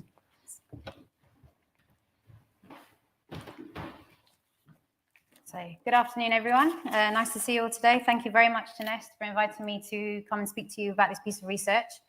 What I'm going to be presenting today is some research we conducted on behalf of the Department for Work and Pensions. And what I'm hoping is that not only you'll find the findings to be as interesting as I have, but also the questions that they highlight in terms of ongoing consumer needs. So this was a very large-scale piece of qualitative research. So we conducted 81 in-depth interviews. We had a geographical spread. We had an income spread as well. And most of our participants were aged between 50 and 72. And within that, we oversampled those that were 55 to 65 to capture experiences and views of those who were approaching retirement. So what we were trying to do in interviewing these participants was to address 4 primary research objectives. So our first objective was to try and understand individuals' views on adequacy of income in retirement. But we were also trying to understand decisions that people make in relation to their DC pots, what influences those decisions, and what support do they receive or do they need in able to make those decisions. So those were the 4 primary research objectives we were trying to address through the research. Next slide, please. So I'll go on to talk about the findings for each objective in turn. So the first one was in relation to our first objective around understanding what people's perceptions are around adequacy in retirement. What we found that consumers focus mainly on the independent phase of retirement. So where they would still be able to think very much about leisure pursuits and traveling and the costs that and what money you need to fund those types of things. So they were very much thinking about the independent phase and a phase when they don't have physical limitations. There was very limited evidence of any understanding or thinking around health and social care costs, either immediately or in the future, when they would perhaps be moving beyond the independent phase and when they might indeed have physical limitations to factor in.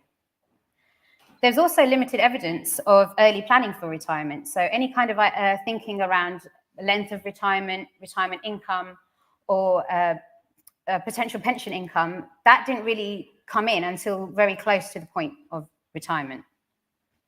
And there was also a theme in our data around optimism. So people were very, very optimistic that they'll be able to work beyond state pension age. So this is not just in terms of they'll physically be able to do it, but they'll actually also have the opportunity to do it.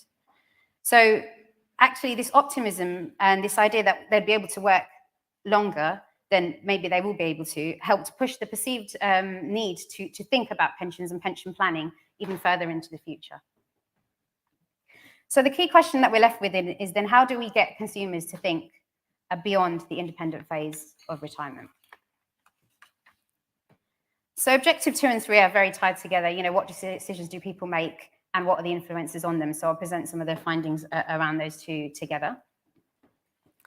So in terms of our findings on DC pension decisions, among those who decided to decumulate, their rationale for doing so fell mainly into 4 main categories. The first one was to top up income. So that was to actually meet essential needs. It could be to withstand a financial shock, such as job loss or divorce, or to fund lifestyle choices, so to go on that holiday of a lifetime. The second category was around supporting adult children. So that could be for them to support their children when they're in particularly difficult financial circumstances, or to be able to help them, enable them to get onto the property ladder, to pay for that wedding, to reach those key milestones. And the third was to do with investing in other plans. So this was about, in their mind, financial security. So they were trying to pay off their residential mortgages, potentially buying investment property, transferring funds into other savings or investment accounts. That was their route to financial security. And finally, the fourth category was to actually fund retirement, to fund semi-retirement or imminent retirement, either through annuities or drawdown products. Interestingly, what we found was that there wasn't actually a single factor or group of factors that was dominant across all participant types. Decumulation decisions were very much grounded in reasoning. It was very much, these are our circumstances, what is the best response to them? There was also this angle around aspirations. So not only aspirations for yourself in being able to fund a lifestyle that you have at the moment, but even potentially even a better lifestyle than you have at the moment in retirement, but also the aspirations of your adult children. DC pension pots were sometimes seen as saving pots. So particularly for those that were on low income and had low levels of savings, this was especially a risk. But it wasn't exclusive to them. Those who were relatively financially well off were also dipping into their DC pots to cover, to fund their lifestyles, basically, as you know, holidays being another key example that we kept coming across. And DC pots were still, of course, a retirement income for others, particularly for those who had yet to decumulate or those who had purchased a retirement income product. So what these findings do is they bring us to a question that I'm sure we've been dealing with all day at this conference and before, is how do we encourage consumers to see pensions as retirement income? So the fourth objective we were trying to reach was to understand and explore support received and or needed to inform these decisions. So what we found was there were 5 approaches to accessing support. I'm going to talk a little bit about those who didn't access any guidance or advice and use very minimal amounts of information. Within this group, some people didn't access guidance or advice because they thought that they were very financially capable. All they wanted to do was know how I can operationalize what I want to do. Others were very wary of the complexity of pension decisions and went ahead to decumulate, despite acknowledging that they're not that confident in the final results. What are the consequences going to be of me taking these decisions? And others were, of course, put off by the cost of advice, of accessing financial advice. Finally, there was a theme in there around mistrust and impartiality and mistrust of financial advisors, but also this time and energy that you have to spend in order to actually access support. And there was this idea that it was a burden, and in the busy lifestyles that we have today, it's not possible. So that was some of what we found amongst those group of participants not accessing guidance or advice. So finally, it was clear that consumers expressed a desire for the process of receiving support and gathering information to be simpler. They want it to be simpler to navigate across their pension pots, but also across different sources of information, guidance, and advice. There was this angle of mistrust and impartiality is important. And in the end, we highlighted the question, actually, you know, how can we engage consumers earlier on in pension planning? Some of them are younger members of our sample who are between the ages of 50 and 55, you know, expressed the desire that it would have been good to get more prompts, to get more information readily available, and some more advice and support earlier on in their working lives. So I look forward to picking up on some of the findings I presented here and some of the themes that's come up further on in the session. Thank you very much.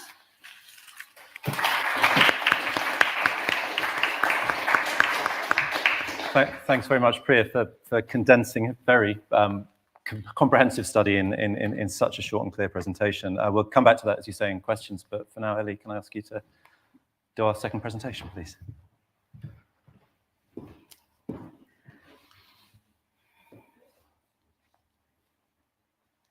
Hi, everyone. It's great to be here, and it's great to see so many people here in person. So I'm going to talk about the Stronger Nudge project that the Behavioural Insights team wrapped up last year, and it was looking at encouraging people to take up pension guidance. So as a bit of background, the Financial Guidance and Claims Act, as many of you know, requires pension schemes to refer customers to pension guidance, but take-up of the guidance is low. So the Behavioural Insights team worked with Aviva, Legal & General and Hargreaves Lansdown to test ways to increase the number of customers taking the guidance. The work was commissioned by the Money and Pension Service. So what we tested was, we used a randomized controlled trial to test the effectiveness of 3 interventions. When pension savers called to access their pension or to inquire about their pension options, call handlers used a predefined script incorporating wording to nudge people to take an appointment. This was tested against a business as usual or control script, which typically involved signposting people to PensionWise website or the appointment booking line. So there were two stronger nudge interventions. The first one was booking directly. So this is where the call handler offered to book the appointment directly there and then for the caller. The other was a direct transfer. So the call handler offered to put the caller through to PensionWise, who would explain more about the guidance and book an appointment for them. Once the pension saver was transferred to PensionWise, call handlers then delivered a similar pitch, which aimed to nudge the caller to book an appointment. Both of the stronger nudge intervention scripts aim to apply each of the behavioural insights team's EAST principles. So that stands for easy, attractive, social, and timely, by simplifying the process of obtaining guidance, presenting the offer of guidance as just a normal part of the customer journey, emphasising the benefits of the guidance, noting the positive experiences that others had had with the PensionWise service, and also making the booking as soon as possible. The interventions drew on research on the impact on behaviour of social norms, loss aversion, endowment effects, and reciprocity as well.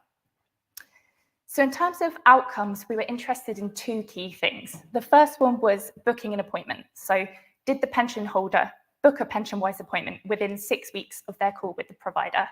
And the second was going to the appointment. So did the pension holder actually attend the PensionWise appointment within 6 weeks? And what we found was that both interventions were successful in encouraging pension savers to book a PensionWise appointment. So the new approaches made people 4 times as likely to book an appointment. But the interventions did have similar success in increasing the incidence of booking rates. So there was no significant difference between those two. Then in terms of attending the appointment, both interventions were also successful in encouraging callers to attend the appointment. The new approaches made people 3.5 times more likely to attend the appointment. Again, there was no significance between the two interventions, so they had similar success rates.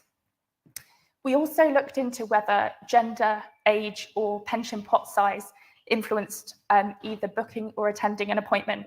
We found that none of these factors actually did have an impact. Alongside the randomized control trial, we ran an implementation and process evaluation, which included interviews with callers and focus groups with call handlers to understand how the intervention was working in practice. And this showed what we thought was some quite interesting findings. For example, that perceived pension knowledge was a key factor influencing the uptake of a PensionWise appointment. So as you can see in this diagram on the left, those who reported moderate levels of pension knowledge were most likely to accept a PensionWise appointment, while those reporting the most and least perceived knowledge were less likely to agree to an appointment. Customers with the most pension knowledge tended to decline appointments because they thought they'd done enough independent research already, and they wouldn't gain any further benefit from attending an appointment. And customers with the least knowledge had small pension pots in general, and found they felt that the only option available to them was to take a lump sum. So they didn't really see the value of taking additional guidance. Then customers in the middle of that kind of knowledge continuum, they either had some pension knowledge, but they were seeking additional advice and assurance that their pension decumulation decision was correct, or they had a little pension knowledge and they didn't have a predefined plan. So they were looking to explore their options. That latter group tended to benefit the most from a PensionWise appointment. We also found that the key factors influencing someone's perceived knowledge of pensions were prior research, as you'd expect, home ownership, owning additional investments outside of their pension, and life events such as bereavements or redundancies, which can prompt people to think about pensions a little bit earlier than they otherwise might. We also found that the most and least knowledgeable people were the most confident in their decisions as to whether to take a PensionWise appointment or not. During the intervention, call handlers also logged the reason for a pension holder declining an appointment. So pension savers indicated that several factors influenced their decision to not take an appointment. And the most frequently given reason was that they just felt that they already had sufficient knowledge. So of those who were offered a direct booking, just over half of the people said that they weren't interested because they already knew enough. Of those who were transferred to pension-wise, only just over a third said they weren't interested because they already knew enough. Also, in both approaches, about a quarter of people said that they didn't want to do it then, but they might do it later, so they declined an appointment. So I think this really highlights that, people perceiving their level of knowledge to be quite high is a key reason why they might not take further guidance. So the implications of this work then, our qualitative findings suggest that offering earlier guidance while pension savers are still exploring their options would perhaps have been more helpful for at least some of the sample that we interviewed. These trial results have fed into draft regulations for delivering a stronger nudge to pensions guidance. And the government launched a consultation on these draft regulations in July, and they're currently analysing the responses. And it's worth saying that the stronger nudge increased the take-up of guidance, but numbers were still ultimately quite low. So many people still approach retirement without sufficient guidance, I think, even with this stronger nudge. And so we do need to keep investigating this issue with further research. Thank you for listening. If you have any questions, let me know, and you can find out much more about the project on our website. Thank you. Thank you, Ellen.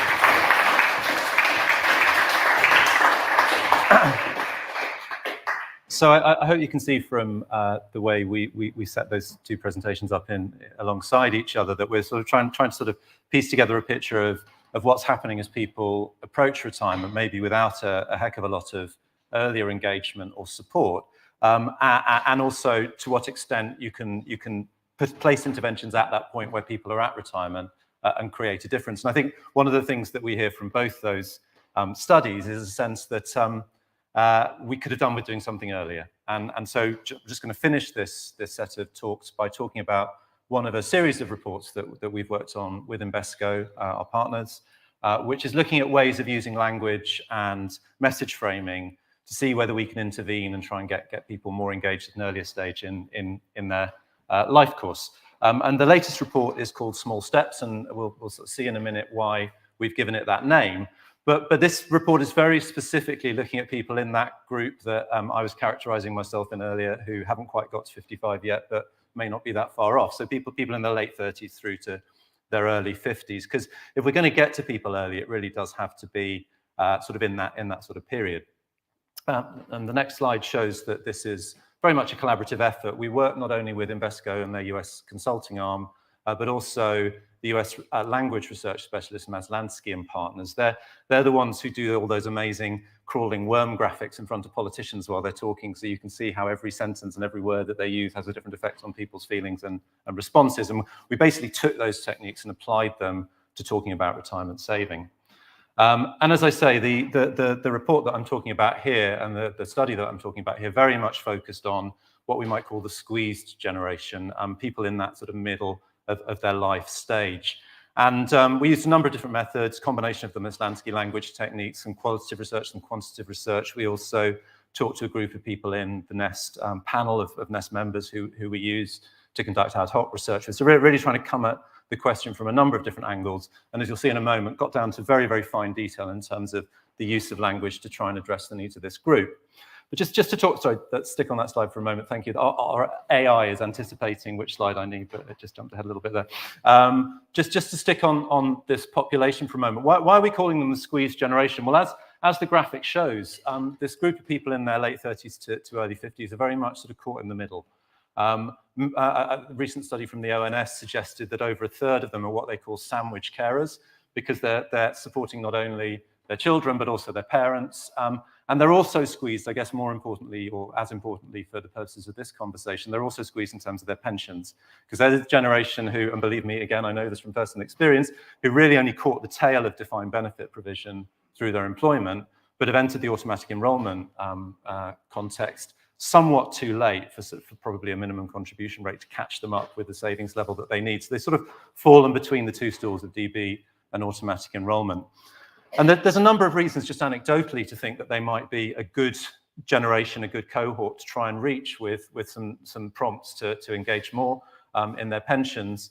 They're sort of close enough to retirement that it sort of matters to that it's getting increasingly important to them. And actually, if you look at a recent study from the ONS,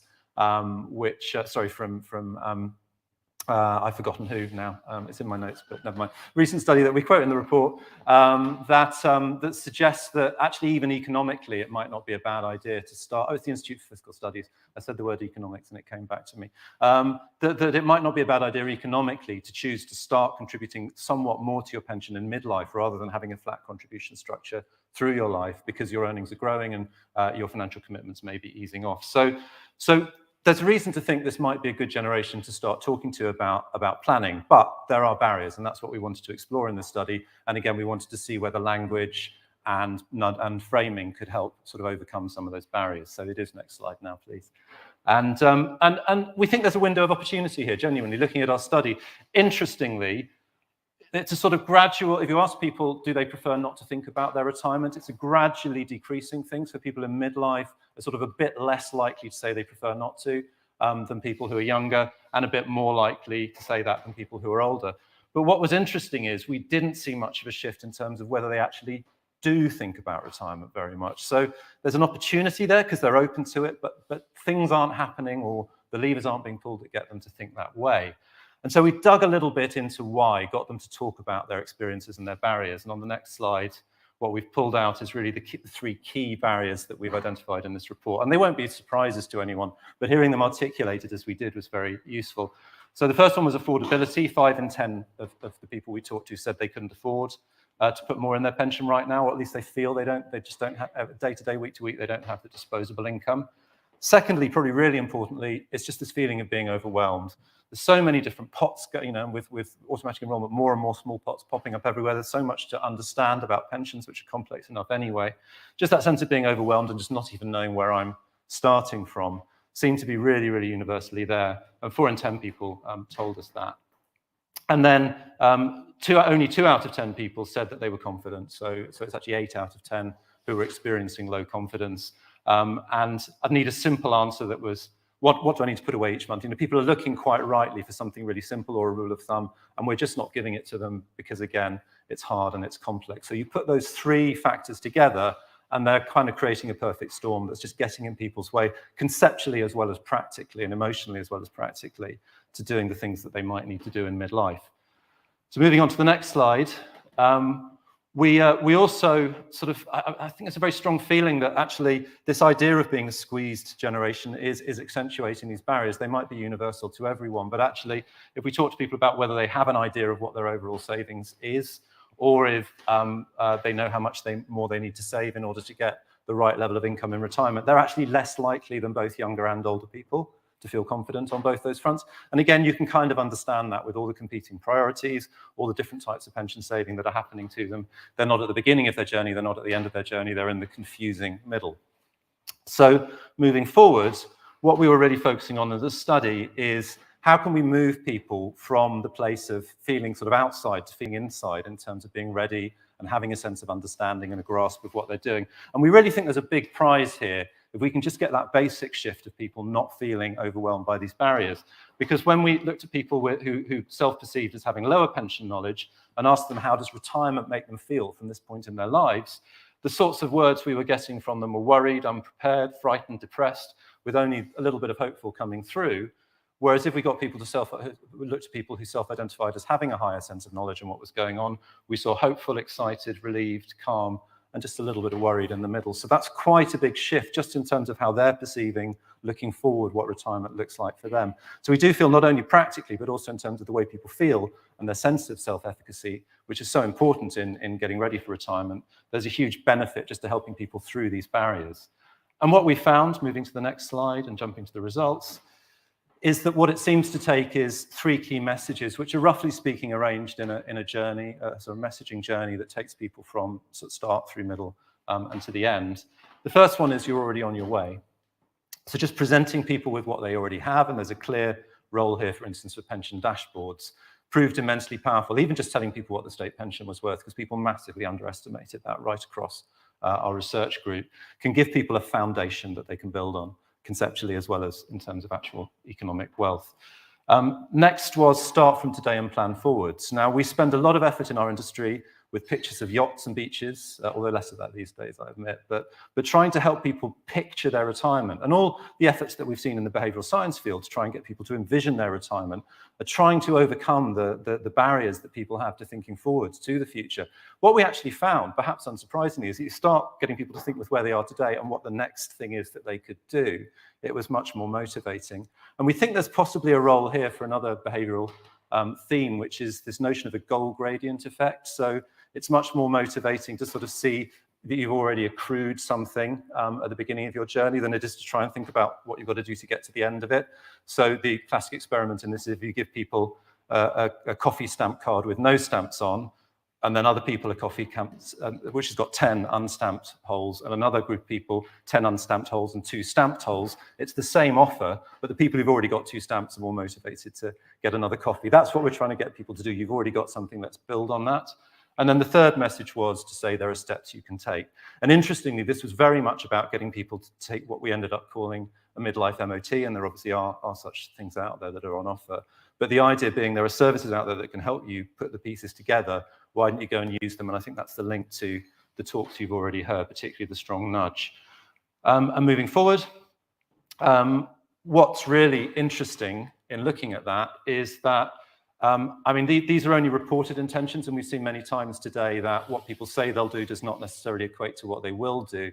But for us as researchers, looking at how big an impact this had on people's intention to act, we think it's really going to be worth going out and trying to see whether these work in the real world. So 4 choices people might make here: using online tools such as retirement calculators, setting a savings goal, checking the balance of their pots, and increasing their pension contributions. What we're seeing there, you can't quite read the science, but between 17% and 22% increase in people's stated intention before and after they saw the messages that we crafted using that retirement journey. You can see all those messages in the report. I'm not going to have time to sort of break them down for you today, but I think you'll agree that's a pretty powerful effect. So just to summarize, final slide, please. And as given much more detail in the reports here, which are available on our website. But what I think it shows is that rather than thinking that this squeezed stage of life is a really tough point at which to reach people, we think there are tremendous opportunities to get there, and actually just some relatively simple changes to the way information is presented and the language we use to talk about retirement saving could make a really profound difference. And with that, I'm going to switch from being a presenter to a chair. Thank you very much.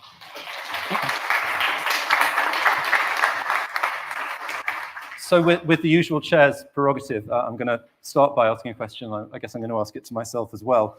But a couple of things sort of really jumped out at me, sort of looking at the, excuse me while I scroll now, looking at the reports that you both produced and thinking about our own report as well.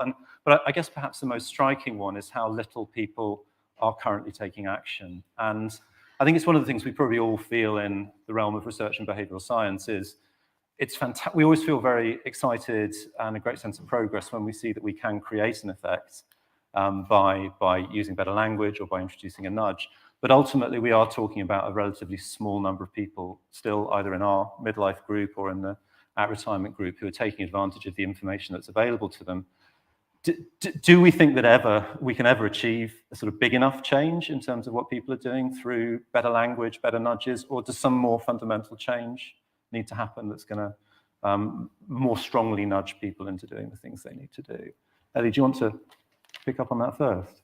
Yeah, I think we can produce quite major change through language and nudges, but nudges can be more than just language. You know, they can be something as profound as a default or a kind of auto enrollment, as we know. And so it depends on the kind of how the nudge is designed.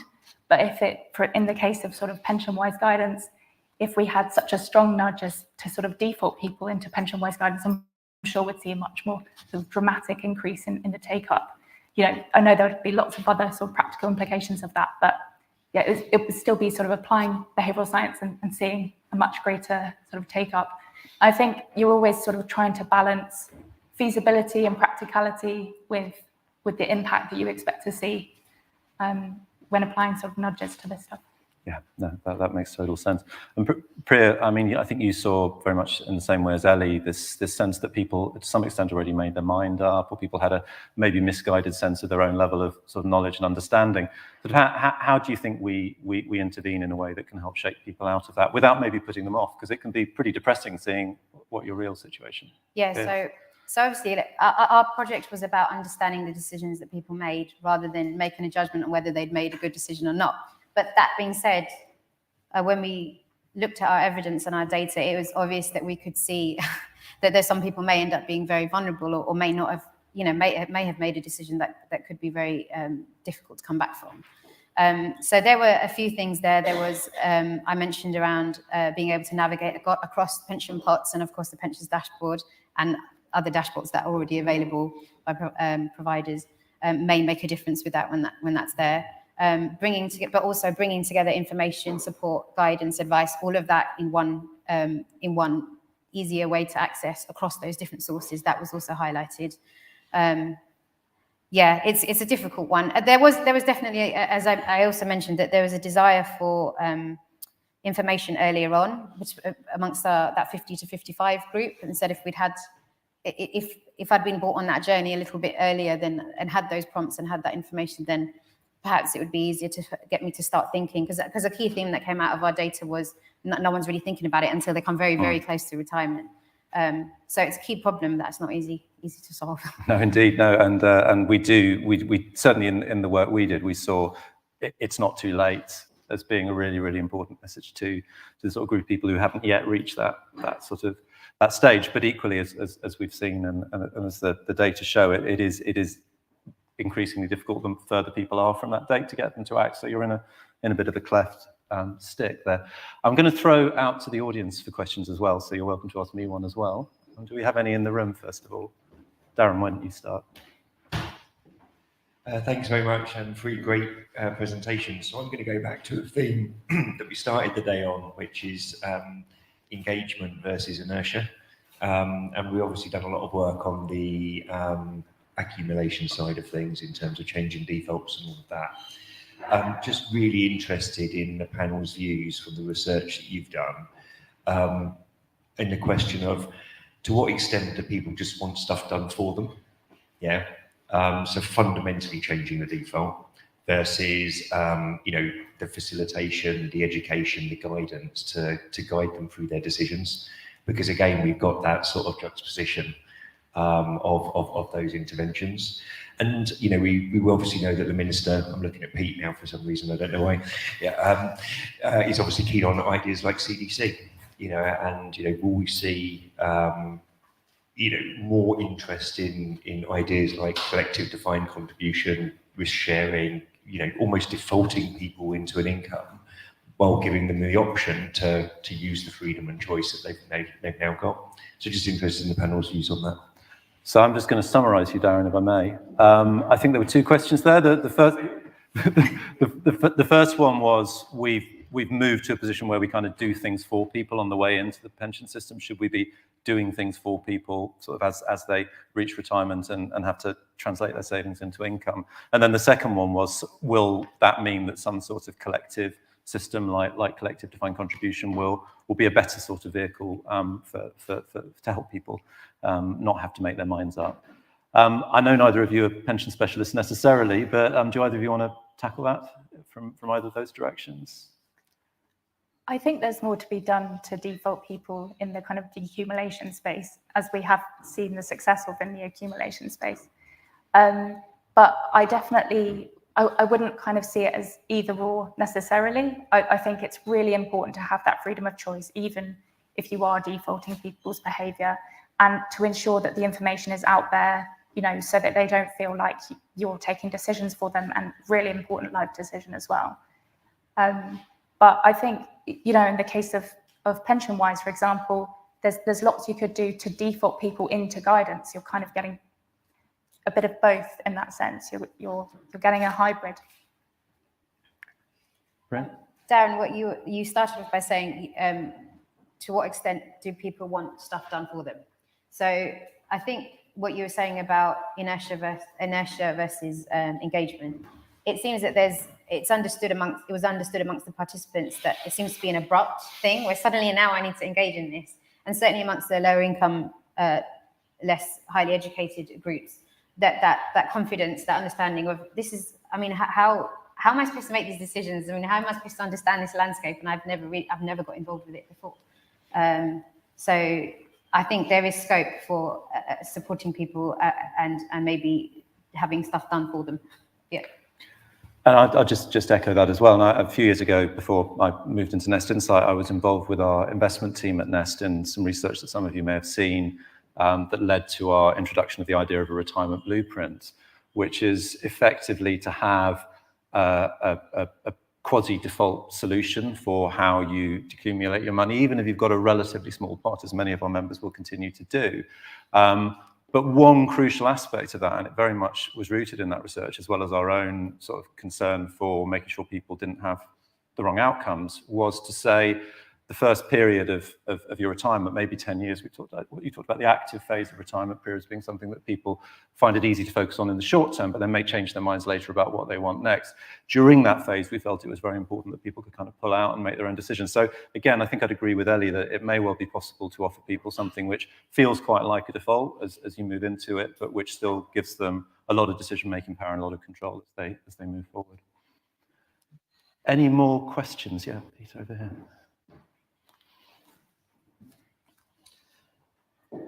Matthew, just linking where you showed the graph with the sort of ages and that squeezed middle age range, do you think, because you talked about the changes in the pension sort of regimes and so on, is that some difference due to the different experiences that those different age bands have had, or is that actually just a sort of natural progression that age bands that people move through as they age? So the current 20-somethings that are quite optimistic may in 15, 20 years' time find they've got mortgages and families and all that they hadn't factored in, and then what seemed like something they've got loads of time to prepare for suddenly seems to be looming and so on. So is it just like a natural curve you move through over the course of your life? Yeah.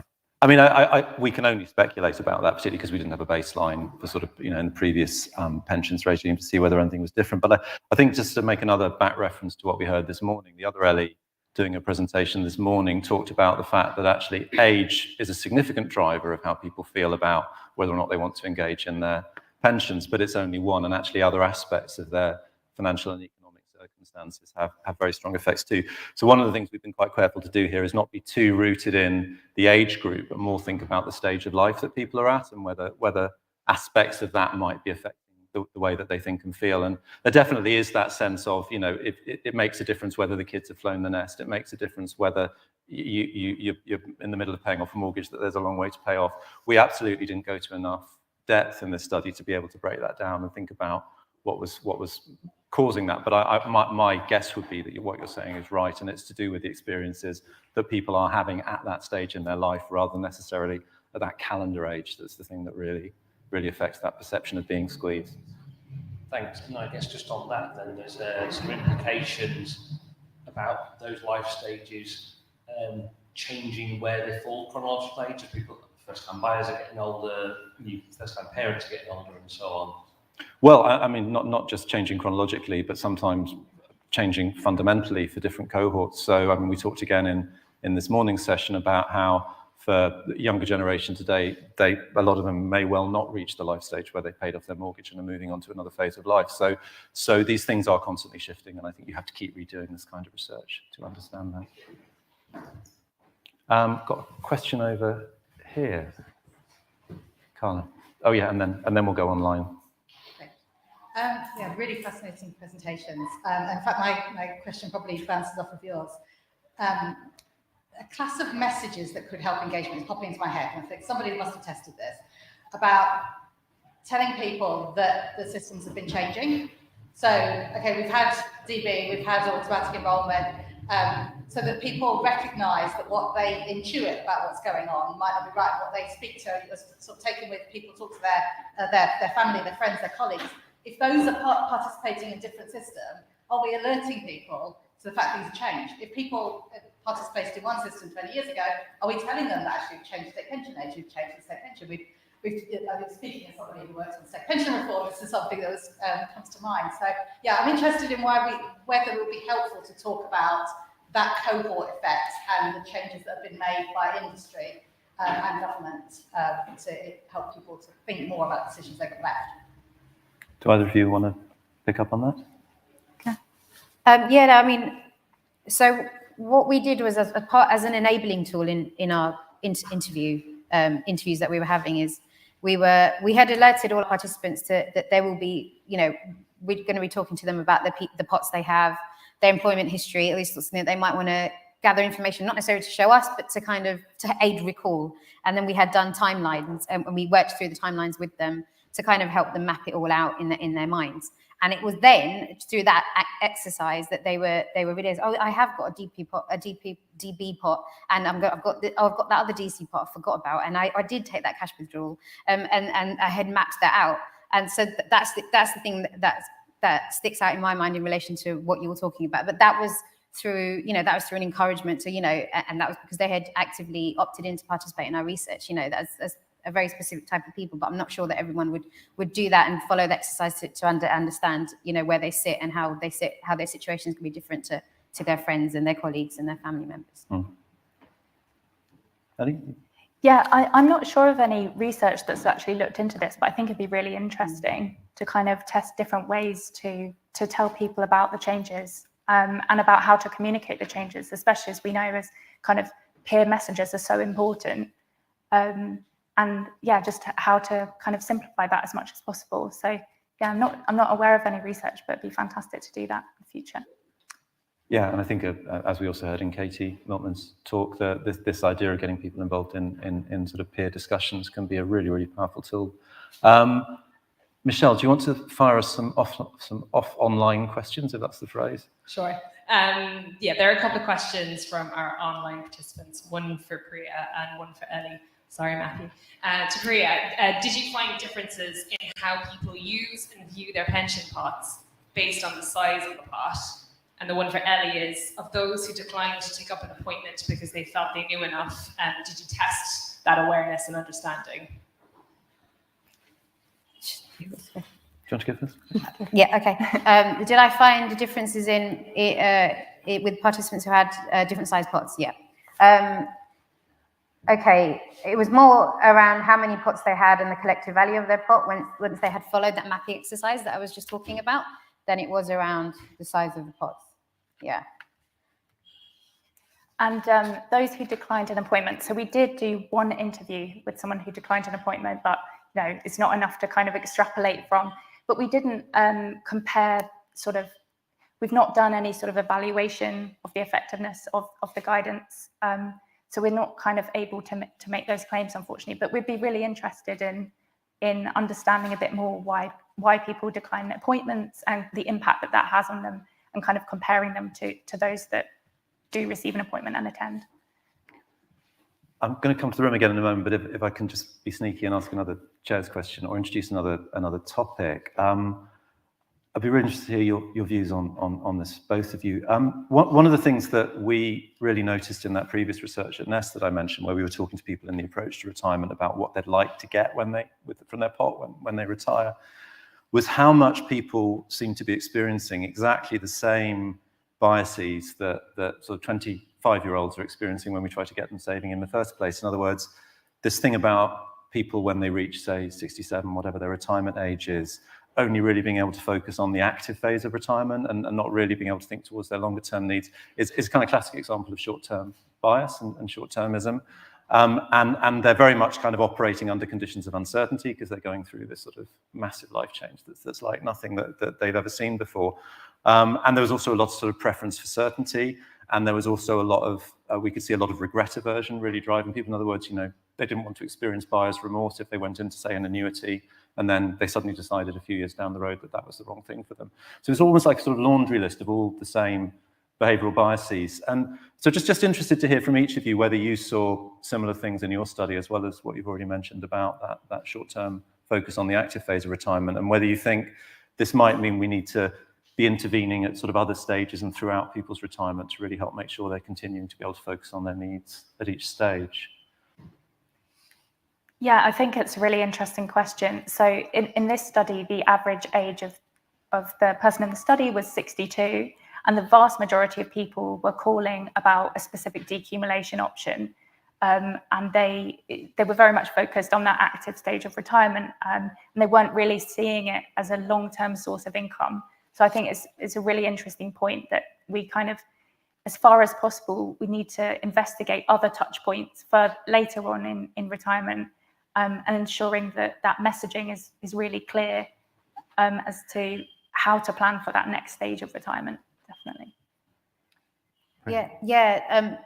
So I think there is research. There's been research conducted on how personality changes in later life, and how there are some changes after a certain age. You become, you're I think less narcissistic, and there's some sort of minor personality change that happens, but in general it ends up being fairly stable, and that's in relation to what you're saying about how biases kind of follow through. So I think the touch points at various stages is really important. I think this message of retirement income on your pension pot being there to fund retirement is a really important message that needs to come out at the earliest. Yeah, there was, that's definitely was highlighted in our interview data. Yeah. Great, thank you. Got a question, a persistent question at the back there, so Ben, let's go over to you.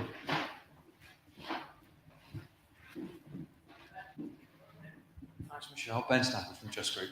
A number of organisations have suggested a further evaluation trial to see the kind of impacts that auto-enrolling on a non-mandatory basis people into the pensions-wise appointment, given its excellent feedback around age 50, so deliberately ahead of the point you can access, would be useful to actually test the hypothesis. Would this do more than the stronger nudge, given that for the fact that we achieved a marginal uptick with the stronger nudge in the appointments to the trial, it was clearly nowhere near close enough to the norm that's being sought. So I'd be interested in your views on that, an auto-appointment trial, non-mandatory, around the age 50 to assess the impact that would have on appointment take-up, given the significant gap that still seems to remain.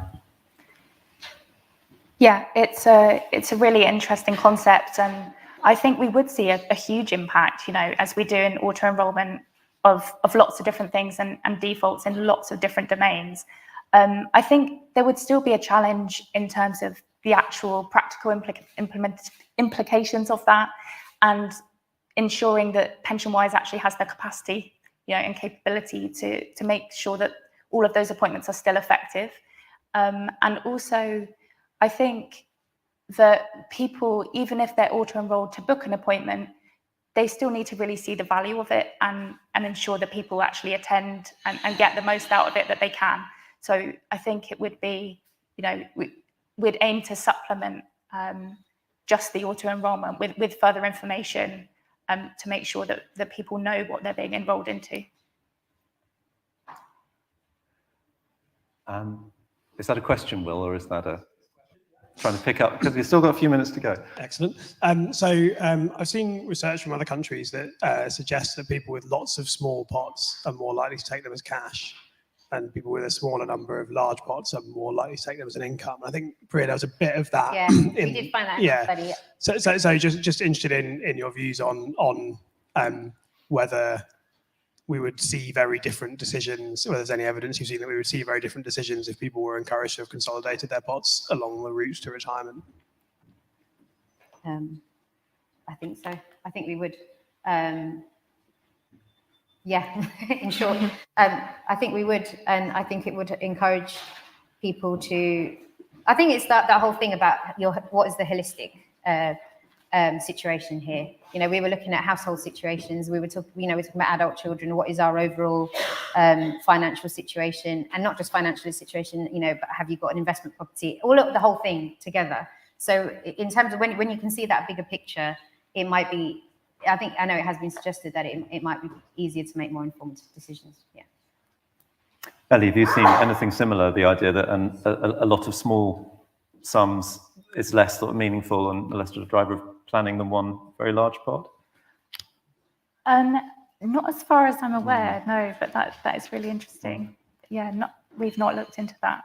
It does lead me to another question, though, that I was going to throw at you, because I thought it might come up from the floor anyway, which is I'd be interested to hear from each of you whether you think that the arrival of pension dashboards, which is an opportunity for people of any age to see that aggregate sum, Whether that's going to make a significant difference to this sort of level of preparedness that people come to this out-retirement experience with, and also whether you think on their own they're going to achieve that, or whether, again, we need stronger nudges to get people to take advantage of a dashboard. Priya, do you want to Yeah, start with sure. that? I mean, I think, as I said, there is that want and desire to be able to see your pension pots all in one place. And we're moving to a place where there is no such thing as a job for life. People are having more and more jobs and then collecting different employer pensions as they go along. And so it might become more and more important that you're able to go to one place to be able to map out what your situation is. Pension dashboards, yes, there was some mention of it in the data, saying that we know that this is going to come out, and it may be something that we will be able to draw on, but really it didn't come out that much in relation to sort of fintech and digital tools and being able to. So I think there's a long way to go still. Yeah, I would definitely agree with Priya that I think pensions for many working people today are going to be more complex than ever, and the pensions dashboard is a great idea to simplify that information and make it much more engaging. So I think it will have a great impact, but we do have a long way to go. So I wouldn't say that there's a kind of one silver bullet that will fix everything, and pensions guidance will likely still be necessary as well. Great, thank you. And I think we've got time for just one more question from the audience, which is given the microphone. all the way over here. I'm very glad they did that, because you're way outside my field of vision. Thanks. Pete Searle from DWP. Just tying a few little threads together there. So we start where Darren did in the conversation then, and the 50, at 50 pension-wise point. I think it's a really good point. So I certainly think there is something around using nudges and inertia at the decumulation phase. There's more we can do. And I do think at the moment, pension-wise, it's geared, it's designed. The whole purpose of it is you're making a decumulation decision. So the guidance is about that. So I think at 50, it would be a different thing, but I think it could be really, really valuable actually to get people to think more broadly at that point and warm themselves up for decumulation as well as thinking about accumulation. I do think defaulting auto-enrolling to appointments, as you pointed out, Ellie, only gets you so far, because you can drag someone to a chair and sit them down and strap them down and someone can talk at them, but it doesn't actually make them engage and behave differently as a result. So I know that Stephen Timms, for example, advocates that sort of auto-enrolment, auto-appointment. We've gone further than your research did in our even stronger nudge, but I do think auto-enrolment in appointments is probably a step too far, so I don't think it's productive. Could even switch people off. So it's finding a way of getting engaged people, getting that guidance and being receptive to it. So just to pick up the question from that, I think that's particularly relevant to both your research is ultimately the strongest nudge would be, as you say, Pete, to sit people down in a chair and sort of talk at them, which clearly we're never going to get to that situation. There's some things you can't auto-enroll people into, because practically you'd have to physically drag them there, and that's not auto-enrollment, that's coercion. So how far can you take that notion of creating strong nudges into this sort of service? So in terms of using kind of default language, that you can have a much softer default. You can say things like, we've already booked an appointment for you, and they kind of opt out. And they're very free to opt out, and they're also very free to not attend. But I think if you give them the right information and make it clear the value of the appointment, and also incorporating some elements of defaulting into your messaging, then that could have an impact. Thank you. Priya, you agree? Just to say, I mean, and Ellie's more qualified than me to talk about sort of nudges and touch points and things, but there was a strong role for employers to play in those nudges and in that information and sending those messages that you need to be thinking about this, and this is and why you need to be thinking about it, and this will signpost you to advice and guidance. And yeah. Great, thank you. And actually, raising the role of the employer takes us back to previous session as well, talking about financial capability and emergency savings too. And there's probably a whole other panel to be had on the subject of the role of the employer in helping here. But we've reached the end of our time. Thank you all for your excellent questions. And if you could please thank our panelists for their excellent presentations. I'll now hand over to Will. Thanks,